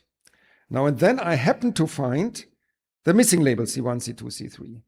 So in the last step, I don't go back anymore because I have found the missing label, in this case label 1, and it's exactly in positions 1, 2, and 3 in the right order, so we have now an opposite sign. Okay? So what is the main trick? All these intermittent vertices have two representations depending, because they have a duplicate label. And if I exchange the two, I get two versions of the same vertex. And the one where I put the duplicate label in the position of the missing label, in this case column 1, defines me the direction in which I'm going. So if I would drop this C3, I would go backwards, just the path from backwards. In this case, the case where A3 is the one that I drop, I would go forwards. Yeah, you see, I mean, this is how it works. And this is the proof in algebra, but it is independent of the dimension. So I give you, so we only need the sign switching of pivots and the column exchanges in this trick. So this duplicate, this is it. I show it a little bit more because people tend to be a bit wary of it in a more abstract example. So suppose we have 5, we are on dimension 5. We switch to some new, we replace A1 with C3. C3 becomes the duplicate label. Now I switch A3 and C3. So it goes here, the determinant changes sign. Now I drop A3. I pick up, say, label 4. I switch A4 and C4. A4 goes in the first place. I switch. Now I go forward again, go to the negative sign. I find C5. Now A5 is duplicate, label 5 is duplicate. I put A5 in the first place. I go to the right. And I hope that now, I mean, it's an example, an abstract example, where now the missing label is found. It's exactly in the right place. 1, 2, 3, 4, 5. So we have opposite sides of the completely labeled endpoints here. This is it. This is what I wanted to show you because it's really, I mean, an easy story once you understand what's going on. There's one more thing we apply to our games, and I've called it the science of a determinant. And remember that we applied it to a polytope like minus z less than or equal to 0. And that means that the starting equilibrium, the artificial one, has the negative identity matrix as its determinant. Sorry, as its starting matrix. Now the negative identity matrix has a determinant which is either -1 when the dimension is odd or +1 when the dimension is even. And it's conventional to have the artificial equilibrium, also useful in many respects, that the artificial equilibrium has negative index. So what we do is, if we are in even dimension, is that we normalize the sign by multiplying it with -1. So in other words, we multiply it with -1 to the d+1, which is unchanged if d is odd, but if d is even, we get a minus sign. So it's the original sign with the negative sign once we are in even dimension. And that we call the index. Everything else is just, I mean, when you go from +1 to -1, it just changes signs. I mean, it's the same story, just you exchange plus with minus, but this way we have a normalization that the index for the artificial equilibrium is always zero, negative, and any one that we find, for example, a pure one always has positive index. Yes, please. Thanks. Sorry, this index is the same kind of the one we have like in index theory when we talk about exactly. It's exactly the same one. That is exactly the index in a two-player game in a much more elementary fashion than all the topology and whatever you use. Yeah. So that's why I like it, because I don't need to. But I will say a little bit about the index as well. So, I mean, the consequence is the index of an equilibrium. A non-degenerate biometrics game has an odd number of equilibria, one more of index +1 than of index -1, or positive or negative, because the artificial one has minus index and doesn't count. Okay? So that's exactly the proof that I gave you. It includes every pure strategy equilibrium. If it's unique, it has to have index +1, because the sum over all indices is by definition, by this consequence, is +1. Yeah, because one more plus than one minus.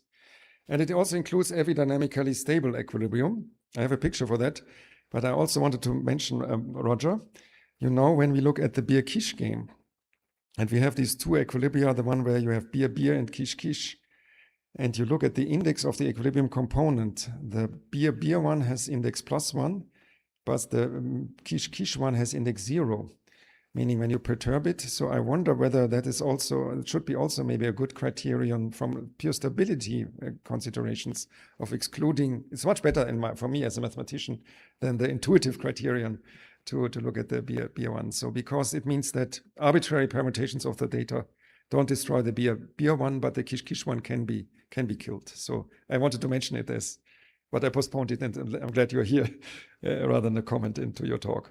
So here's just a little example. Here we have a game. By the way, this is the game that is giving rise to the picture that I had before, which includes this diagram that I had before. And when you look at it, you see you have this. No, it's not the same. The other one was slightly different. It had a unique equilibrium. This has 3 equilibria, a pure one here, and 2 mixed ones. And they have indices like that, because when you look at the orientation, so this is the -1, it goes here, and these are connected like this. When you look at the orientation, you see that this one is counterclockwise, 1, 2, 3. This is also counterclockwise, 1, 2, 3, but this one is clockwise, so it's negative index. And interestingly enough, when you look at the dynamics of this as an evolutionary game, you see that here you are in, 2 is the best response, you go in this direction. 3 is here best response, you go to the top. You remember that this is the pure strategy 1, which is opposite the one where 1 is probability 0, and here 3 is opposite to the one, where you play 3. You see that these +1s are stable in the sense, dynamically stable, that if you go a little bit away from it, the dynamics will force them there. But this is unstable, because as soon as you go a little bit away, it will drift either left or right. So the index minus the positive and negative indices have also a very interesting interpretation of dynamic stability. And in fact, only positively indexed equilibria can be dynamically stable. They not necessarily are. For instance, in the coordination game with 3 players, with 3 strategies, there is a completely mixed equilibrium, which has also index +1. By the way, the index doesn't depend on the unplayed strategies, another cool feature of the index. Pure ones are positive index. The 3 pure ones have positive index. The 3 mixed ones with 2 strategies only have negative index. And then the completely mixed one, therefore, needs to have positive index again, but that is not dynamically stable unless you fiddle with the dynamics. So it's a necessary condition to have positive index, and that's why it's good to have that kind of thing. So this is, I think, almost my last, it's my last slide. I think I don't see anything else about indices.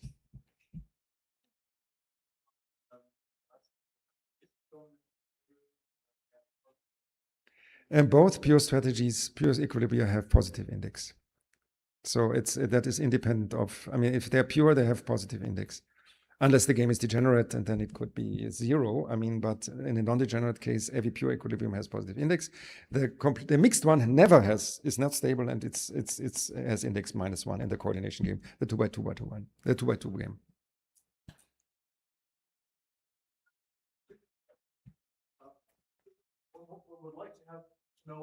Game theoretic interpretation. One would like to know about a game theoretic interpretation of positive index, because and the best I know is, but you might know, you probably know it better. There's a paper, Rita Laraki is a co-author, where they show, I think it's that for any that a Nash equilibrium has a positive index if and only if, eliminating the strategies that aren't used in it, there's a way of adding strategies such that you get a game where it is the unique equilibrium. Yeah. So this is actually something I proved, if I may say so, before Laraki, with 2 players. I mean, so we can put it this way: there is a nice game theoretic interpretation of the index, positive index. It's an equilibrium has positive index if and if it's the unique equilibrium in a suitably extended game where you just add strategies and you can kill other. I could give an entire talk on this. I mean, for 2 players. And it has been proved by Laraki, and then Lucas, I'm not sure if he's here, Lucas Pahl is a co-author. I mean, and it has been extended to multiplayer games. Correct. That's, you know of any other game theoretic interpretation? We're talking game theoretic properties of these equilibriums. Yeah, I mean, Joseph Hofbauer also said that the index +1s are exactly the ones that are dynamically stable under suitable continuous dynamics. Now, the example that I gave with this, but he was manipulating the dynamics for the coordination game. So he could find, for a positively indexed equilibria, a suitable, reasonable dynamics, which is a displacement in the direction of compatible with best responses, compatible and not necessarily ideal, not best response dynamics. And then, so index +1 is a dynamic characterization if you allow to flexibility for the dynamics. It was motivated by your paper on culturally familiar games. What is the way of distinguishing in the coordination game the pure equilibrium from the completely mixed one? And he posed the question of uniqueness, by the way, which then led to 2 dissertations, PhD dissertations that are supervised, where we could prove the uniqueness both for symmetric games and for non-symmetric games, but only for 2 players. I thought there were counterexamples. Yeah, but you have to look at the dynamics. I mean, there are counterexamples if you have the standard dynamics, but for 3x3 coordination, the 2x2 are negative index, but 3x3 is positive. It's very hard to understand. It is, yeah. But you can. This was one of the things where we could add with polytopes, by the way, adding suitable points in space to make it unique. I mean, I don't have time, but yeah.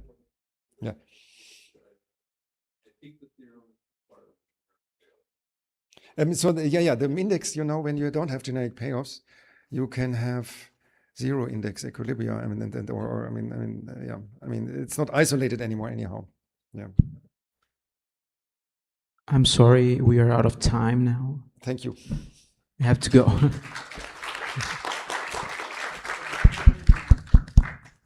The bus are waiting there for you guys in order to go to the barbecue. Thank you. Just another warning. Please don't forget to handle these green tickets for those who are going to the barbecue in the entrance, okay? Thank you very much.